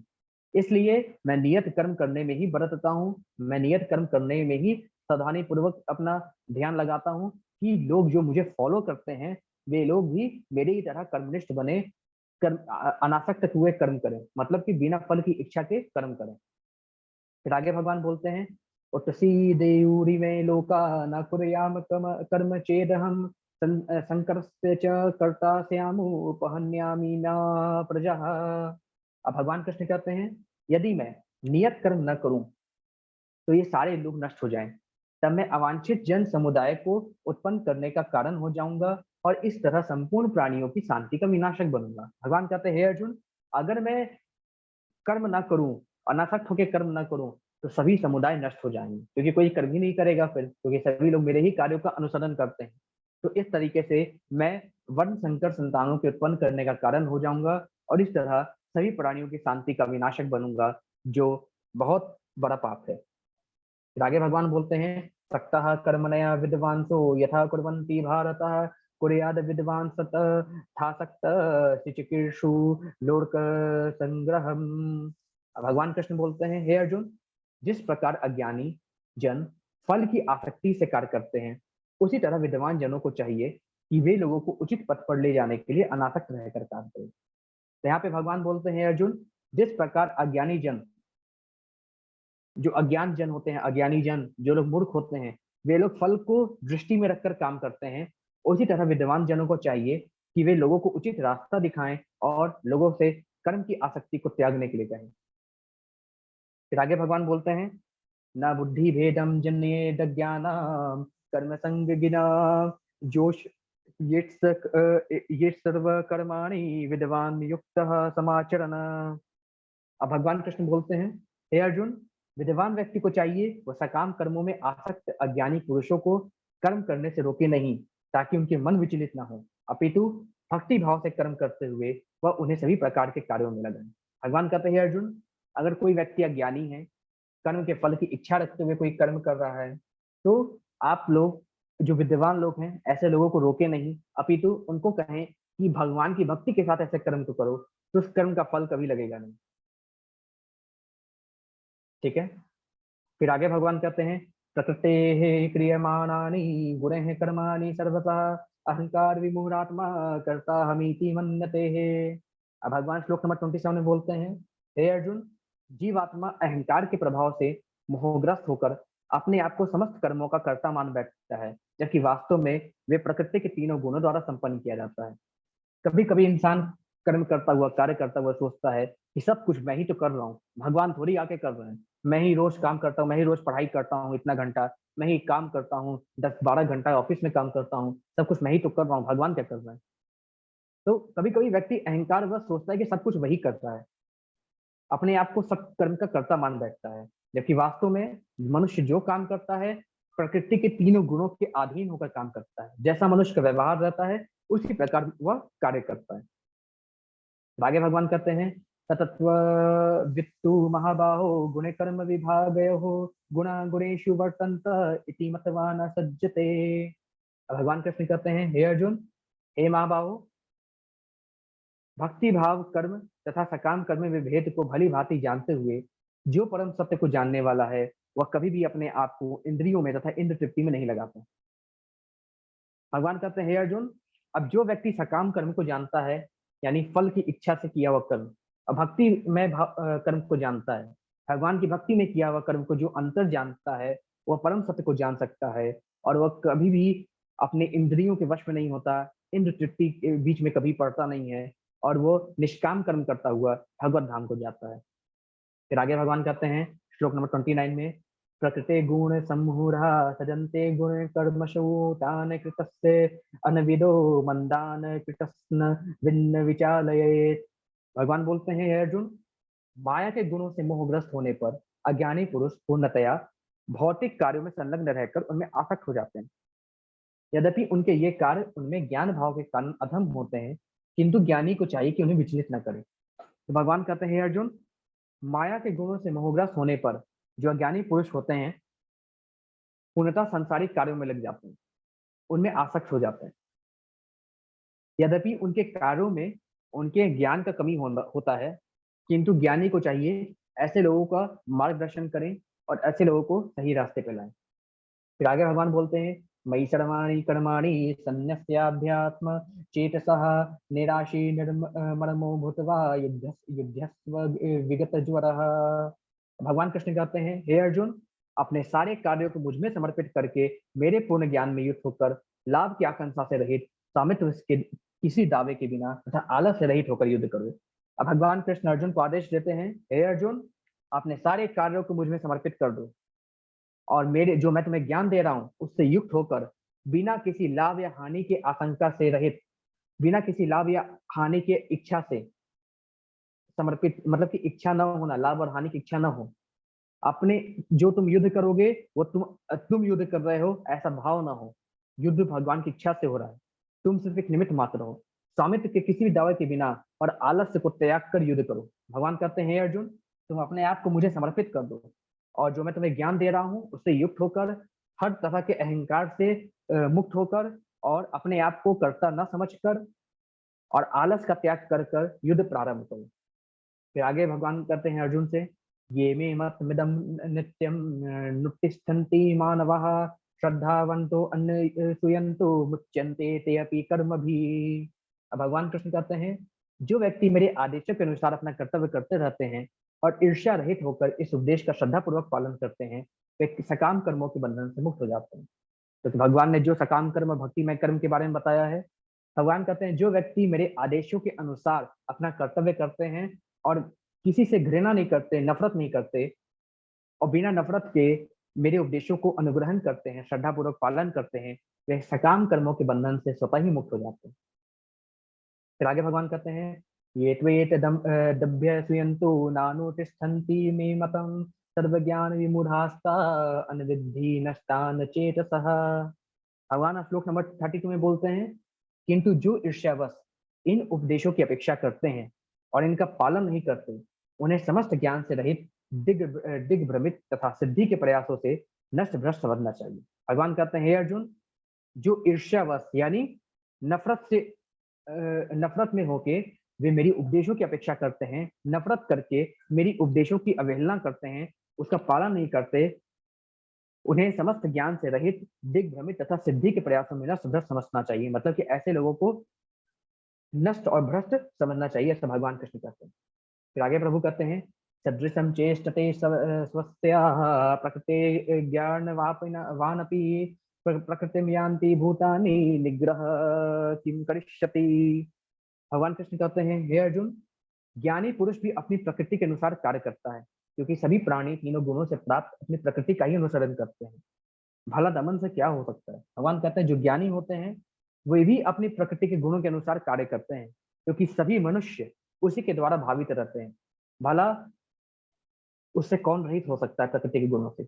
आगे भगवान कहते हैं, इंद्रियस्यार्थे रागद्वेषो व्यवस्थितो तयोर्न वशमागच्छेत्तु हयस्य परिपन्थिनो। अब भगवान कृष्ण यहाँ पे कहते हैं, क्या कहते हैं भगवान कृष्ण यहाँ पे, प्रत्येक इंद्रिया तथा उसके विषय से संबंधित राग द्वेष को व्यवस्थित करने के नियम होते हैं। मनुष्य को ऐसे राग और द्वेष के वशीभूत नहीं होना चाहिए, क्योंकि ये आत्म साक्षात्कार के मार्ग में अवरोधक है। तो भगवान कृष्ण यहाँ पे क्या कहते हैं, भगवान कृष्ण कहते हैं यहाँ पे, हे अर्जुन, जितनी भी इंद्रियां हैं और उनके जो इंद्रिय विषय हैं उनको कंट्रोल में करने के कई तरह के नियम होते हैं। मनुष्य को चाहिए कि ऐसे राग और द्वेष के वशीभूत नहीं होना चाहिए और जो भी वेदों में बताए गए हैं नियम को आत्म साक्षात्कार प्राप्त करके ऐसी चीजों को कंट्रोल में लेना चाहिए। आगे भगवान कहते हैं श्लोक नंबर 35 में, श्रेयांस धर्मो विगुणः परधर्मात् स्वनुस्थितात् स्वधर्मे निधनम श्रेयः परधर्मो भयावह। भगवान यहाँ पे बहुत बड़ी बात कहते हैं, अपने नियत कर्मों को दोषपूर्ण ढंग से संपन्न करना भी अन्य के कर्मों को भली भांति करने से श्रेष्ठ करें। भगवान कहते हैं, अर्जुन, अपने कर्मों को करो, दूसरे के कर्म मत करो। अगर अपने कर्म में कोई गलती भी हो जाए तो भी दूसरे के काम करने से अपेक्षा अपना काम करना सर्वश्रेष्ठ है। अपने कर्मों को करते हुए मरना पर्याय कर्म में प्रवृत्त होने की अपेक्षा ज्यादा श्रेष्ठतर है। भगवान कहते हैं, अपना कर्म करते हुए, अपने फल को भोगते हुए, अपने कर्म को करते हुए अगर हम मृत्यु भी आ जाए तो भी अपना कर्म श्रेष्ठ है, क्योंकि अन्य किसी के मार्ग का अनुसरण भयावह होता है। हम जो कर्म कर रहे हैं वो कर्म करते रहें और उसी के साथ हमको मृत्यु आनी चाहिए। अगर किसी और का कर्म करते हुए अगर हम मरते हैं तो वो हमारे लिए लाभदायक नहीं है। फिर आगे यहाँ पे कृष्ण भगवान बोलते हैं,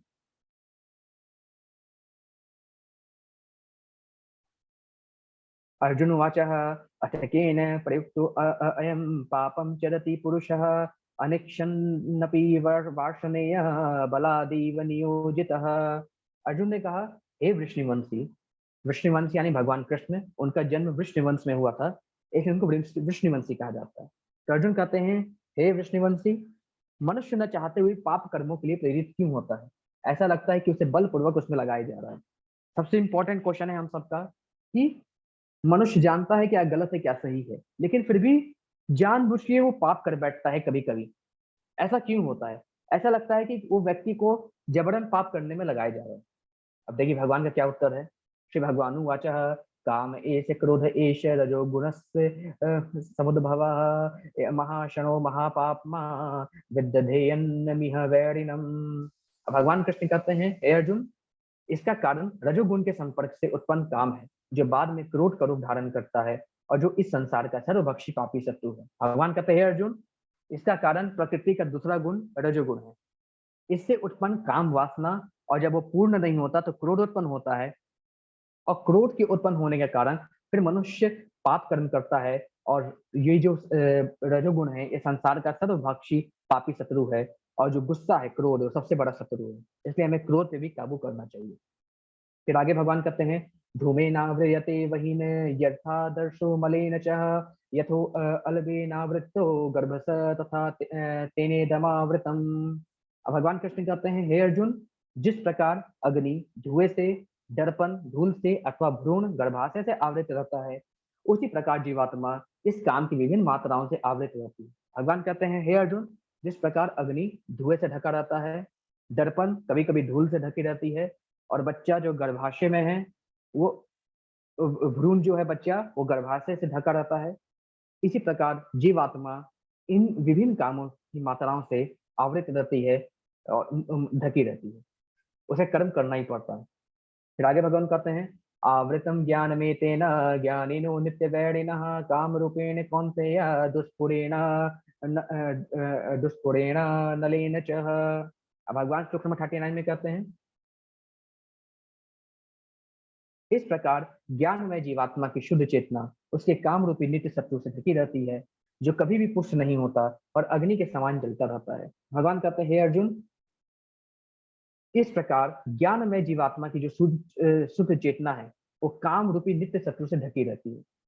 जो हमारी आत्मा का ज्ञान है, वो काम वासना से ढका रहता है, जो कभी भी पूर्ण नहीं होता। हमारी हर तरह की इच्छाएं होती हैं, और हमारी आत्मा जो है इन इच्छाओं से ढकी रहती है और अग्नि के समान जलती रहती है। ये कभी पूर्ण नहीं होती। एक इच्छा पूरी होती है तो दूसरी इच्छा करने का मन करता है, दूसरी इच्छा पूर्ण होती है तो तीसरी इच्छा करने का मन करता है।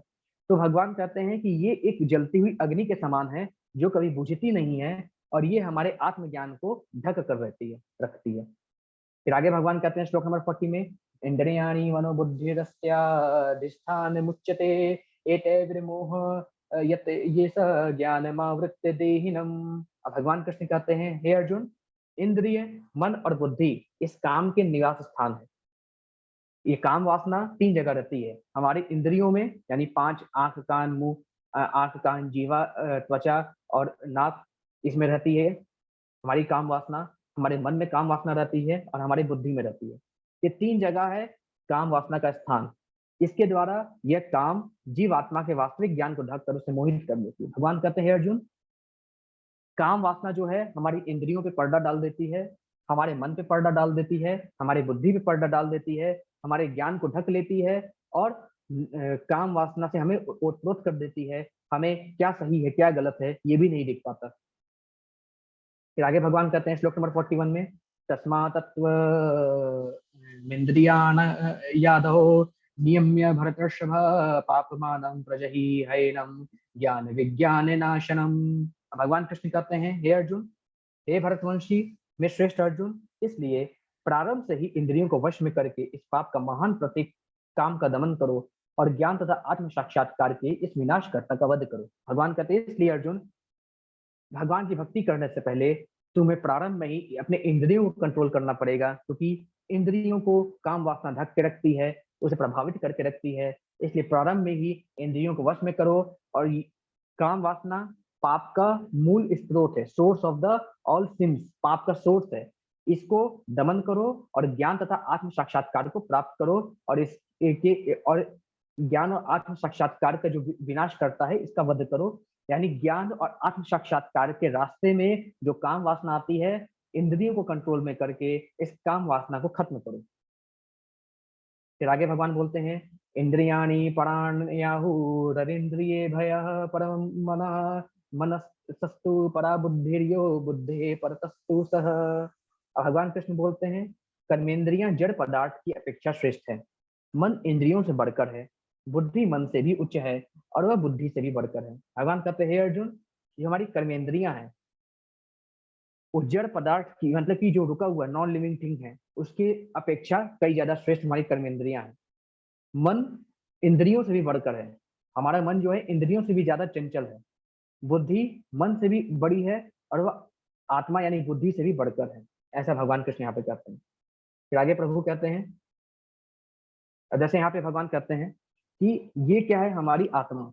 सबसे पहले तो हम बताते हैं ये 5 घोड़े कौन है, हमारे सेंसेस, ये हमारी ज्ञान इंद्रियां हैं, आंख, नाक, कान, हमारा त्वचा और हमारी जीवा, ये 5 हमारी इंद्रियां हैं। इसको कंट्रोल कौन करता है, हमारा मन। ये कौन है, हमारा मन, इसको कंट्रोल करके रखता है। ये जहां चाहता है इंद्रियों को दौड़ाते रहता है। लेकिन और इसके पीछे रथी कौन है, ये आत्मा है। और ये रथ क्या है, ये हमारा शरीर है। शरीर पे सवार आत्मा का ज्ञान ढका रहता है, लेकिन जैसे आत्म साक्षात्कार से हम आत्मा का ज्ञान जगा देते हैं तो आत्मा मन को कंट्रोल करती है, फिर मन सीधे हमको भगवान के श्री चरणों तक ले जाता है। इसलिए हम हमेशा कोशिश करें कि अपने मन को कंट्रोल में रखें, तभी हमारे सेंसेस भगवान के श्री चरणों में जाएंगे। ठीक है। फिर आगे भगवान कहते हैं आखिरी में, एवं बुद्धे परम बुद्धवा संस्त भयात्मान मात्मनः जहि शत्रु महाबाहो काम रूपम दुरासदम।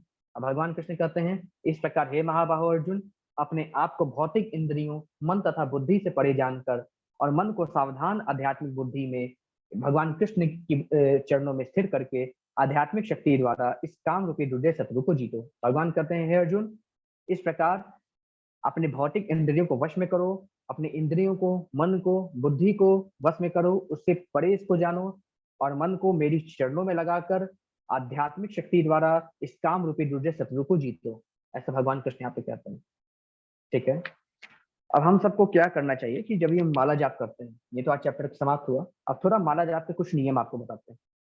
जब भी हम माला जाप करते हैं तो सबसे पहले हमें क्या बोलना चाहिए, जय श्री कृष्णा चैतन्य प्रभु नित्यानंदा श्री अद्वैत गदाधारा श्री वासारी गौरव भक्त। जी हरे कृष्ण माता जी। वॉइस ब्रेक हो रही है आपकी बीच बीच में। अच्छा, पहले से हो रही कि अभी स्टार्ट हुई? नहीं, अभी जस्ट स्टार्ट हुई है। अच्छा,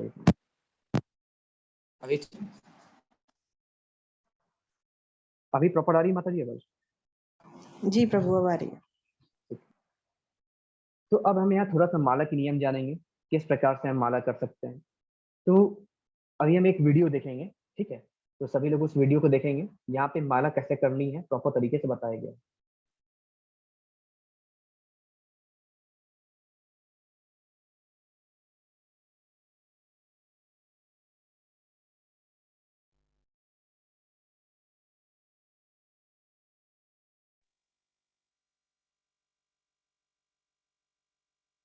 तो जैसे कि माला में हमने देखा किस प्रकार से हम माला कर सकते हैं, ठीक है?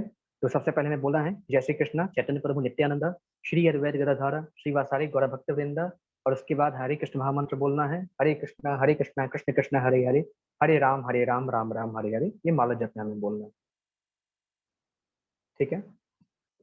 तो एक चीज याद रखिएगा, आज से अपने जीवन में एक चीज इंक्लूड कर दीजिए।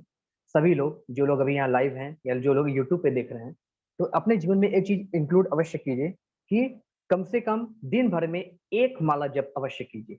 एक जप माला में 8 मिनट लगते हैं, दिन भर में 8 मिनट 10 मिनट समय निकालिए और हरे कृष्ण महामंत्र का जाप अवश्य कीजिए। सबसे पहले बोलिए एक मोटे सुमेरु पर्वत पकड़ के, जय श्री कृष्णा चैतन्य प्रभु नित्यानंदा श्री अद्वैत गदाधारा श्री वासारी गौरव भक्त वृंदा। उसके बाद हरे कृष्ण महामंत्र का 108 बार बोलिए और फिर 108 बार क्लॉकवाइज एंटी क्लॉकवाइज जैसे बताया गया था यहाँ पे, ठीक है? तो इस प्रकार से प्रभु के मंत्र का जाप कीजिए और एक माला अवश्य कीजिए और दिन भर में एक कोशिश कीजिए कि सभी परिवार के साथ 5 मिनट भगवान कृष्ण का कीर्तन करें। हरे कृष्ण कृष्ण कृष्ण हरे हरे, हरे राम राम राम हरे हरे। 5 मिनट घर में कीर्तन पूरे परिवार के साथ और एक माला जाप का आप अवश्य स्टार्ट करें तो निश्चित रूप से देखिएगा आपके जीवन में अवश्य परिवर्तन आएगा और इस परिवर्तन को आप स्वयं महसूस करेंगे। फ्रॉम द डे वन, पहले ही दिन से आप महसूस करेंगे। तो इस चीज को अपने जीवन में लाइए, फिर देखिए आपका जीवन कितना सुधरता है। ठीक है, पूरे परिवार के साथ हरे कृष्ण महामंत्र का जाप एक बार अवश्य कीजिए और हरे कृष्ण महामंत्र का जाप अवश्य कीजिए। ठीक है, ये बहुत जरूरी है। ठीक है, तो ये चैप्टर 3 यहाँ पे समाप्त होता है। अब प्रभुपाद जी कुछ वचन है वो हम देख लेते हैं। प्रभुपाद जी कहते हैं, भगवद गीता का यह 3 अध्याय निष्कर्षतः मनुष्य को निर्देश देता है कि वह निर्विशेष शून्यवाद को चरम लक्ष्य न मानकर अपने आप को भगवान का शाश्वत सेवक समझते हुए कृष्ण भावनामृत में प्रवृत्त हो। भौतिक जीवन में मनुष्य काम तथा प्रकृति पर प्रभुत्व पाने की इच्छा से प्रभावित होता है। प्रभुत्व तथा इंद्रिय तृप्ति की इच्छाएं बद्ध जीव की परम शत्रु हैं, किंतु कृष्ण भावनामृत की शक्ति से मनुष्य इंद्रियों, मन तथा बुद्धि पर नियंत्रण रख सकता है। इसके लिए मनुष्य को सहसा अपने नियत कर्मों को बंद करने की आवश्यकता नहीं है, अपितु धीरे धीरे कृष्ण भावनामृत विकसित करके भौतिक इंद्रियों तथा मन से प्रभावित हुए बिना अपने शुद्ध स्वरूप के प्रति लक्षित स्थिर बुद्धि से दिव्य स्थिति को प्राप्त हुआ जा सकता है। यही इस अध्याय का सारांश है। सांसारिक जीवन की अपरिपक्व अवस्था में दार्शनिक चिंतन तथा योगी आसनों के अभ्यास से इंद्रियों को वश में करने के लिए कृत्रिम प्रयासों से आध्यात्मिक जीवन प्राप्त करने में सहायता नहीं मिलती। उसे श्रेष्ठ बुद्धि द्वारा कृष्ण भावनामृत में प्रशिक्षित होना चाहिए। तो भगवान कृष्ण आप क्या कहते हैं वो प्रभुपाद जी बता रहे हैं कि यहाँ पे हमें निर्विशेष शून्यवाद, मतलब भगवान एक एनर्जी के फॉर्म में है, ये चीज हमें नहीं मानना चाहिए। भगवान को स्वामी और अपने आप को भगवान का एक शाश्वत सेवक मानना चाहिए और इस भावना से भगवान की भक्ति करना चाहिए। हमें धीरे धीरे सकाम कर्म को छोड़ के निष्काम कर्मयोग की ओर या कृष्ण भावनामृत कर्म की ओर आना चाहिए।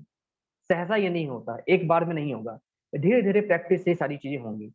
तो प्रभुपाद जी यही लिखते हैं इसमें कि इस अध्याय में किस तरीके से कृष्ण भावनामृत की ओर आए, किस तरीके से कृष्ण भावनामृत कर्म करें, इसके बारे में पूरा बताया गया। ठीक है, हरे कृष्णा सभी को। ये चैप्टर यहीं पे समाप्त हुआ। अब अगर किसी के कोई क्वेश्चन है, कोई प्रश्न है तो हैंड रेज कर सकते हैं या आप लोग यहाँ पे अपना चैट बॉक्स में प्रश्न लिख सकते हैं। हरे कृष्ण।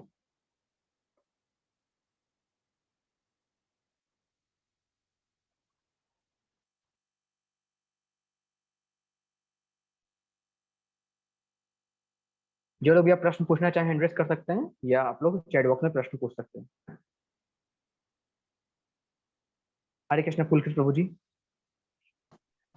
जी मैं ये पूछना चाह रहा था कि इसका क्या अर्थ है, जो अभी हरे कृष्ण हरे राम वाले वो 108 बार करने से पहले जो श्लोक था श्री कृष्ण, और मैं याद नहीं मुझे अभी, तो स्क्रीनशॉट लिया मैंने उसका क्या जी प्रभु जी, वो चीज आपको भेज दी जाएंगी।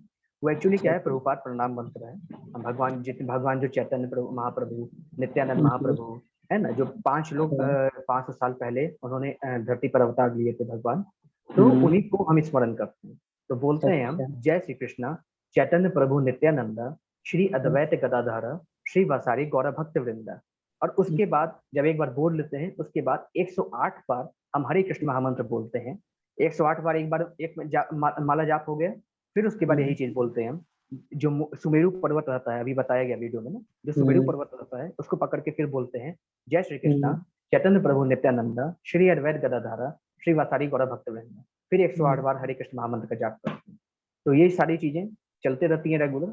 ये जो प्रभुपाद प्रणाम मंत्र है ये आपको व्हाट्सएप पे भेज दिया जाएगा, आप इसको थोड़ा लर्न कर लीजिएगा। ठीक है प्रभु। जय श्री कृष्ण प्रभु। हरे कृष्ण प्रभु। हरे कृष्ण साक्षी माता जी।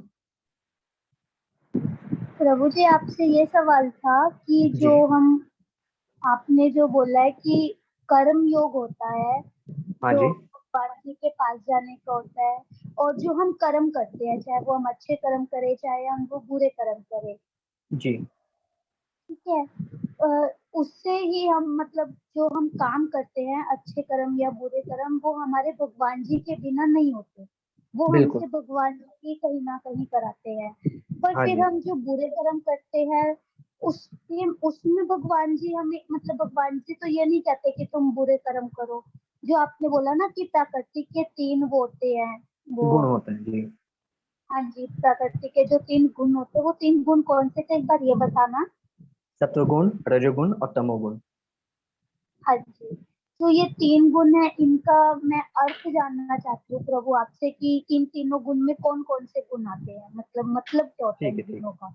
सत्वगुण मतलब माता जी कि हम अगर भगवान की भक्ति करते हैं, दूसरों का भला करते हैं, दूसरों को मतलब कि दूसरों को खुश करने की कोशिश करते हैं, दूसरों की मदद करते हैं किसी प्रकार की, अगर हमारे लिए दूसरों के प्रति करुणा है, दया है, तो ये सारे गुण सत्वगुण व्यक्ति के होते हैं।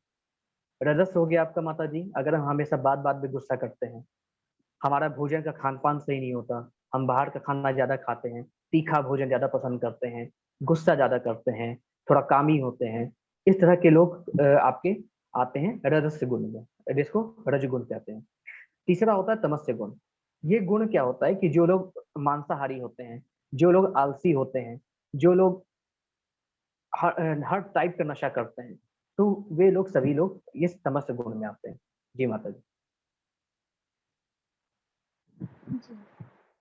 फिर जो भगवान जी जो आपने बताया कि भगवान जी हमें मतलब उसके अकॉर्डिंग हमें कर्म देते हैं कि हाँ हमें ये कर्म करना है, इस समय हमें ये कर्म करना है, ये हमारी मतलब भगवान जी की इच्छा होती है कि हम इससे ये कर्म करते हैं। देखिए माता जी, जब भी व्यक्ति जन्म लेता है तो उसके अंदर तीनों गुण पहले से विद्यमान रहते हैं। किसी व्यक्ति में सतोगुण अधिक रहता है, किसी व्यक्ति में रजोगुण अधिक रहता है, किसी व्यक्ति में तमोगुण अधिक रहता है। वो डिपेंड करता है कि पिछले जन्म में वो व्यक्ति किस भावना से मरा है। ठीक है, तो वो गुण अधिक या कम डिपेंड करता है पिछले जन्म के ऊपर। वैसा ही मनुष्य का अगला जन्म में वैसा स्वभाव होता है अगर उसे मनुष्य जन्म मिलता है तो। अब भगवान मनुष्य को डिसीजन लेने के लिए इंडिपेंडेंट छोड़े हैं। भगवान के हाथ में यश अपयश, जन्म मरण और लाभ हानि है। डिसीजन हम ले सकते हैं और जैसा हम डिसीजन लेते हैं उसी के हिसाब से हमारा फ्यूचर होता है। तो हमारा ये कार्य है कि हम जो 3 गुण हैं उसमें से सतोगुण को बढ़ाएं, रजोगुण और तमोगुण को कम करें। तो इसलिए हमारा सबसे पहला ऐसा डिसीजन होना चाहिए जिससे हमारे अंदर अच्छी भावना आए, हमारे अंदर अच्छे गुण आए। हम अच्छे कर्म करेंगे तो भी हम जन्म मरण के बंधन से बंधेंगे क्योंकि स्वर्ग को जाएंगे, वापस आएंगे धरती पर। बुरे कर्म तो करने ही नहीं चाहिए, अगर बुरे कर्म करेंगे तो नरक की यातना भोगेंगे, फिर वापस पृथ्वी पर आएंगे। दोनों में बंधन है।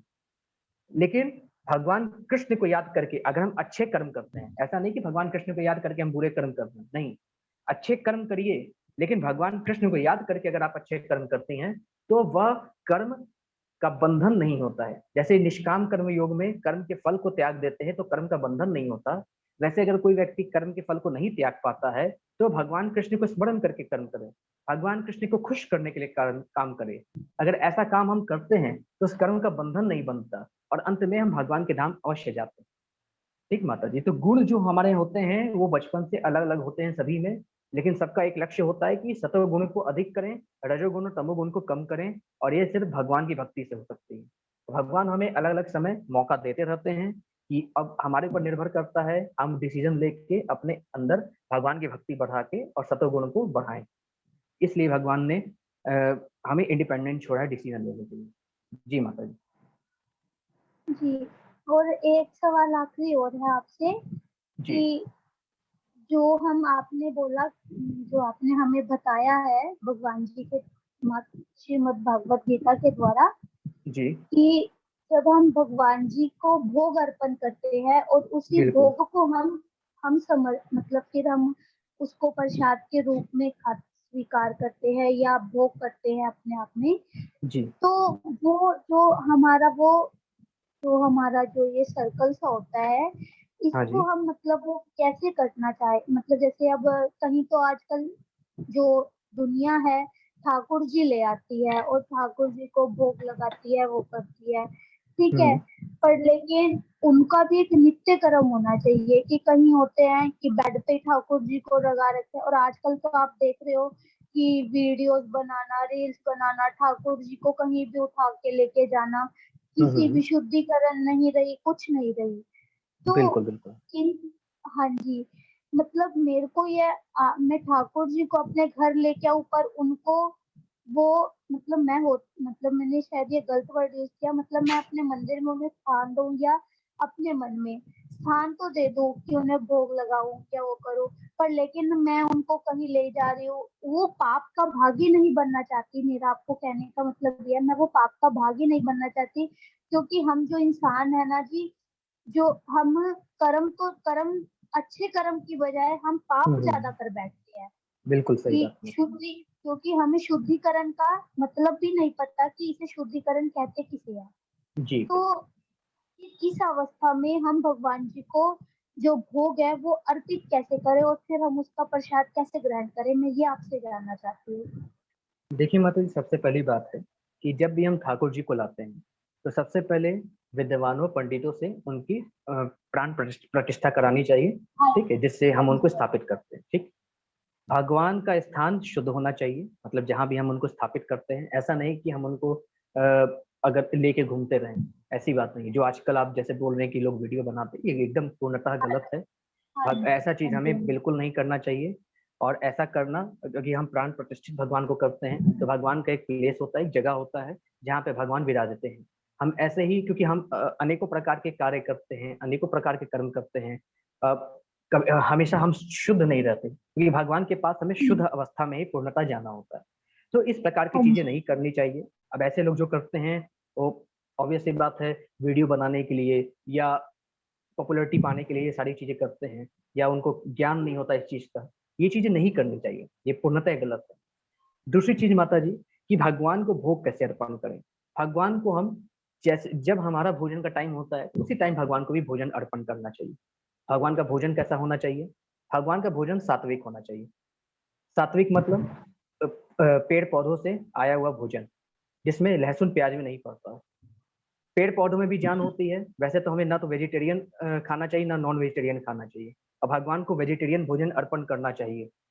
और लेकिन जब भगवान को वो वेजिटेरियन भोजन, जब भगवान को सात्विक भोजन जिसमें जिसमें लहसुन प्याज ना हो, ज्यादा तेल मसाला ना हो, तीखा भोजन ना हो, एक नॉर्मल स्वादिष्ट भोजन अगर भगवान को हम अर्पण करते हैं तो वो भोजन प्रसाद बन जाता है। और जब भी हम भोजन करें, भगवान को अर्पण अवश्य करें, चाहे सुबह दोपहर शाम, भगवान को अर्पण अवश्य करें। भगवान को भोजन अर्पण करके हरे कृष्ण हम बोल सकते हैं, एक एक माला जाप कर सकते हैं उनके सामने। कम से कम 8 से 10 मिनट भगवान की सामने थाली रख दें, ठीक है। और थोड़ा सा पर्दा, एक पर्दा का आप यूज करें पूजा रूम में, ठीक है। जब भगवान का भोजन अर्पण करते हैं तो भगवान जब खाते हैं तो एक पर्दा हम लगा देते हैं पूजा रूम में, कि भगवान जो है भोजन ग्रहण कर रहे हैं। और तब तक आप वहीं पे बैठ के एक माला जाप कर सकती हैं, 2 माला जाप कर सकती हैं। फिर 8 से 10 मिनट बाद भोजन की थाली को प्रसाद के रूप में आप ग्रहण कर सकती हैं। ठाकुर जी हैं तो ठाकुर जी का ख्याल भी बहुत रखना है। जैसे गर्मी के सीजन में थोड़ा सा गर्मी ज्यादा रहती है तो थोड़ा पंखा वगैरह का व्यवस्था आप पूजा रूम में कर सकती हैं, या कुछ ऐसा व्यवस्था कीजिए कि ठाकुर जी को गर्मी ना लगे। क्योंकि ठाकुर जी की प्राण प्रतिष्ठा हुई है तो जैसे हम अपने बच्चों को रखते हैं अपने साथ, वैसे ही ठाकुर जी को भी रखना चाहिए। हाँ, लेकिन ठाकुर जी का प्लेस वही रहना चाहिए जहाँ पे वो जहाँ पे विराजित है, वो शुद्ध प्लेस होना चाहिए। 3 बार जब हम भोजन करते हैं तो ठाकुर जी को भी भोजन अर्पण करके ही खाना चाहिए, ये भोजन करने का नियम है। और भोजन हमें भी कोशिश करनी चाहिए कि लहसुन प्याज ना हो। अगर हम लहसुन प्याज खाते हैं, किसी भी कारण से अगर छूट नहीं पाया है, तो सबसे पहले बिना लहसुन प्याज के भगवान को भोजन बनाइए और भगवान को भोजन अर्पण कीजिए। फिर उसके बाद आपको जो लहसुन वगैरह छौंक वगैरह लगानी है वो बाद में आप लगा सकते हैं। लेकिन नित्य प्रतिदिन भगवान को भोजन अर्पण करना अवश्य चाहिए, उसमें कमी मत कीजिएगा माता जी, ठीक। और भगवान को इसी प्रकार से भोजन अर्पण करते हैं। भगवान जहाँ विराजित है वहीं पे विराजित रखना है, कहीं लेके नहीं जाना है। हाँ, कभी ऐसी विशेष परिस्थिति आती है कि घर में कोई सेवा करने वाला नहीं है, हम कहीं बाहर जा रहे हैं, घूमने जा रहे हैं, तो अगर आप सेवा कर सकती हैं तो अपने साथ ठाकुर जी को लेके जाएं, ठीक है। इमरजेंसी में अगर कोई घर में सेवा करने वाला है वो, तो भगवान को आप घर पे रख सकती हैं, ठीक है। तो इमरजेंसी सिचुएशन में हम भगवान को वो भी शुद्धता के साथ लेके जाते हैं, ठीक है। तो ये सारी चीजों का थोड़ा ख्याल रखना पड़ता है। अगर हम ठाकुर जी की सेवा करते हैं तो ठाकुर जी की सेवा में सारी चीजें बहुत महत्वपूर्ण होती हैं माता जी। माता जी प्रभु जी, ये बात सब आपकी मतलब ठीक है, मैं आपकी इस बात को समझती हूँ। पर लेकिन जैसे जो आजकल कहते हैं ना, ठाकुर जी तो मेरे बच्चे के समान है, इनको मैं मतलब बेड पे भी सुलाते हैं, और जो कहते हैं जो हम खुद खाते हैं वही हम भगवान जी को समर्पित करना चाहिए। बस लहसुन प्याज नहीं होना चाहिए, मांस मंदिरा नहीं होना चाहिए, पर इसके अलावा कुछ भी हो हम दे सकते हैं, ऐसा भी नहीं है ना प्रभु जी? ऐसा नहीं नहीं, ऐसा करना है माता चाहिए जी, ना हमें? दे सकते हैं माता जी। जो भी हम खाएं भगवान को दें, बस में लहसुन प्याज नहीं होना चाहिए, तामसिक चीज नहीं नहीं, होनी चाहिए। तामसिक चीज का मतलब कौन जैसे सी होती है लहसुन तामसिक? लहसुन लहसुन प्याज हो गया, मसूर की दाल हो गई, मशरूम हो गए, ये सारी चीजें भगवान को अर्पण नहीं करना चाहिए। भगवान का भोजन ज्यादा तीखा नहीं होना चाहिए, ज्यादा तेल मसाला वाला नहीं होना चाहिए, है ना? हाँ, तो नहीं वो हाँ, जैसे जो बाजार के फ्रूटी चिप्स ये वो सब आते हैं आजकल, तो ठाकुर जी आपको पता ही है कि नहीं तो वही ठाकुर मैं जी कर रहा हूँ ना माता जी, ये सब सात्विक भोजन नहीं है ना, ये सब राजसिक भोजन है ना। तो बाहर के फूड हमें अर्पण करना ही नहीं चाहिए। घर में बना हुआ शुद्ध आहार भगवान को अर्पण करना है हमको। वो तो जो अब मैंने आपको बताया, राजसिक में जो तीखे भोजन हो गए, इस तरह के जो बाहर फास्ट फूड हो गए, ये सब राजसिक भोजन में आ गए। ये भगवान को अर्पण थोड़ी करना है। भगवान को सात्विक चीज अर्पण हम करते हैं। ठीक है, अगर कुछ ना हो तो एक गिलास दूध और एक कोई भी सीजन का एक फल हम अर्पण कर सकते हैं भगवान को, वही बहुत है। जी प्रभु। जी माता जी। अगर हम तीनों टाइम नहीं कर पाए तो एक टाइम अवश्य करना चाहिए। एक टाइम भी कर दीजिए बहुत है माता जी, लेकिन स्टार्ट तो कीजिए। धन्यवाद। राधे जी, राधे। हरे कृष्ण। और किसी के प्रश्न तो हैंड रेस कर सकते हैं। कोई चैट बॉक्स के हम प्रश्न ले लेते हैं, कोई अगर हैंड रेस करना चाहे तो हैंड रेस भी कर सकते हैं आप लोग।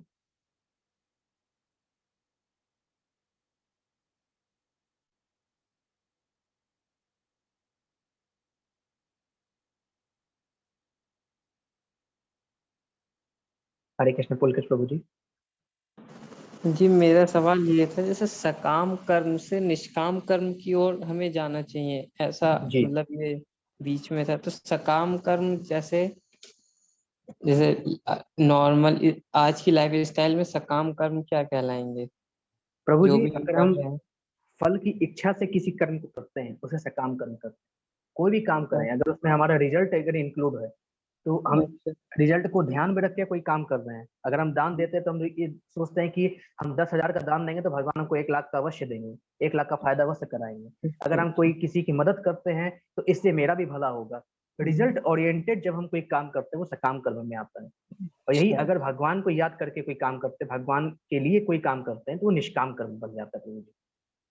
तो अभी जैसे मैं ये गीता का हम ये ज्ञान ले रहे हैं, तो ये क्या कहलाएगा, निष्काम कर्म कहलाएगा, सकाम कर्म कहलाएगा? क्योंकि हम ज्ञान की प्राप्ति के लिए ये काम कर रहे हैं। अगर आपकी इच्छा होगी, देखिए, हाँ, इच्छा अगर आपकी होगी कि हम गीता का ज्ञान ले लेंगे, हम थोड़े ज्ञानी बन जाएंगे, या हाँ, इससे भगवान की प्राप्ति हो जाएगी, हम भगवान को देख सकते हैं, यहाँ पे हाँ, भी रिजल्ट का आ गया, आपका रिजल्ट का हाँ, इंक्लूजन हो गया, तो ये सकाम कर्म में आएगा। अगर आप कहेंगे कि ये मेरा कर्तव्य है, इसे पढ़ने से मेरे भगवान खुश होंगे, मेरे कृष्ण खुश होंगे, कि मैं उनके द्वारा बताए गए रास्ते पे चलूंगा, इस जो भी हाँ, गीता में बताया जा रहा है उसको अपने आप में फॉलो कीजिए। अपना हम्म, कर्तव्य मान के चलिए कि इस चीज से मैं अपने जीवन को सही हम्म, रास्ते पे ले जाऊंगा, इस ठीक चीज है, से अब मैं मैं, समझ गया। हाँ, ठीक है, ठीक है, मैं भगवान के लिए थैंक सही यू। कर्म कर सकता हूँ, तो ये हाँ, ये आपका निष्काम कर्म कहलाएगा प्रभु। Okay, okay, thank you sir. Hare Krishna प्रभु। हरे कृष्ण।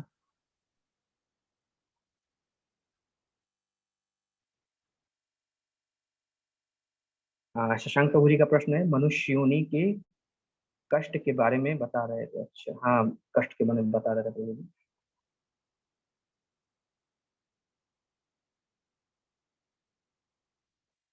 अंश प्रभु जी, बिना माला के वैसे नहीं करनी चाहिए क्योंकि गड़बड़ हो सकती है। 108 माला से नीचे नहीं करनी चाहिए हमको, अगर ऊपर हो जाए तो ठीक है, लेकिन कभी कभी नीचे हो जाती है तो गड़बड़ हो जाता है, वो चीजें नहीं करनी चाहिए। एक माला ले लीजिए प्रभु जी, 200-300 का आता है, नीम का माला आपका 150 में आ जाएगा। या तो अगर आप लहसुन प्याज नहीं खाते तो सबसे बेस्ट तुलसी का माला आप ले लीजिए, नहीं तो नीम का माला आप ले लीजिए, या आपको किसी भी टेम्पल से मिल जाएगा, ऑनलाइन भी आप ऑर्डर कर सकते हैं, नीम की माला आपको मिल जाएगी। नीम की माला लेकर हरे कृष्ण महामंत्र का जाप कीजिए। या अगर कुछ भी ऊपर आपसे व्यवस्था नहीं हो पा रहा है तो सबके पास मोबाइल है, मोबाइल में काउंटर्स आते हैं 1 2 3 4, उस चीज का यूज कर सकते हैं आप। या वो भी नहीं है तो उंगली में आप गिन सकते हैं 108 बार, लेकिन ध्यान रखिए 108 से कम ना हो, 108 से ज्यादा ही हो।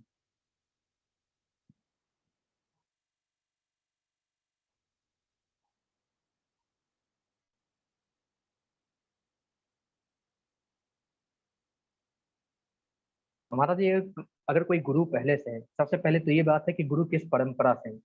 क्या जो 4 परंपरा से बताया गया है, यानी अभी हम कल बात करेंगे 4 परंपरा की, वैष्णव परंपरा, या माधवाचार्य परंपरा, रामानुजाचार्य परंपरा, निम्बार्क परंपरा, या विष्णु स्वामी परंपरा, किस परंपरा का गुरु है। अगर इन 4 परंपरा के गुरु से आपने दीक्षा ली है या आपने माला जाप कर रहे हैं उनका, तो फिर कोई दिक्कत नहीं है, जो उन्होंने मंत्र दिया है वही जाप कीजिए। साथ में हरे कृष्ण महामंत्र का कीर्तन कर सकते हैं आप, कोई दिक्कत नहीं। लेकिन अगर 4 परंपरा से गुरु नहीं आते हैं तो आपको उस गुरु दीक्षा का कोई फल नहीं मिलेगा, क्योंकि 4 परंपरा से गुरु आए हैं, उनके ही द्वारा दिए गए दीक्षा ही फलित होते हैं। इसलिए सबसे पहले देखिए कि जो आपके गुरु हैं क्या वो किसी परंपरा से आते हैं। अगर हाँ तो ठीक है, नहीं तो फिर आपको गुरु दीक्षा लेनी पड़ेगी।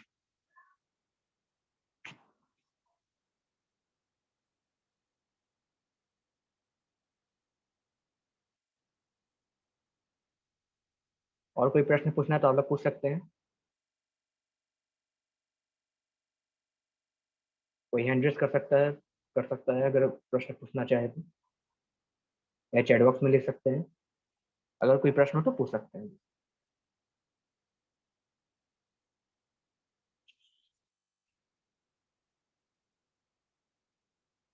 आज शाम तक आपके क्विज के जो भी प्रॉब्लम है सही हो जाएंगे। फिर आप लोग आज क्विज नंबर 3 मतलब कि चैप्टर नंबर 3 तक के क्विज सभी लोग कर लीजिएगा, ठीक है। और कोशिश कीजिएगा जो 3 चैप्टर हैं वो अच्छे से पढ़िए आप लोग, तभी चैप्टर नंबर 4 समझ में आएगा, ठीक है। चलिए ठीक है, कोई प्रश्न नहीं है तो ये लेक्चर को, ये क्लास को यहीं पे एंड करते हैं। अब कल मिलेंगे चैप्टर नंबर 4 के साथ, और होप कि जो भी चीज़ अगर डाउट आए, समझ में ना आए तो आप लोग कल पूछिएगा, या व्हाट्सएप पे भी आप पूछ सकते हैं, ठीक है। हरे कृष्णा सभी को। हरे कृष्ण।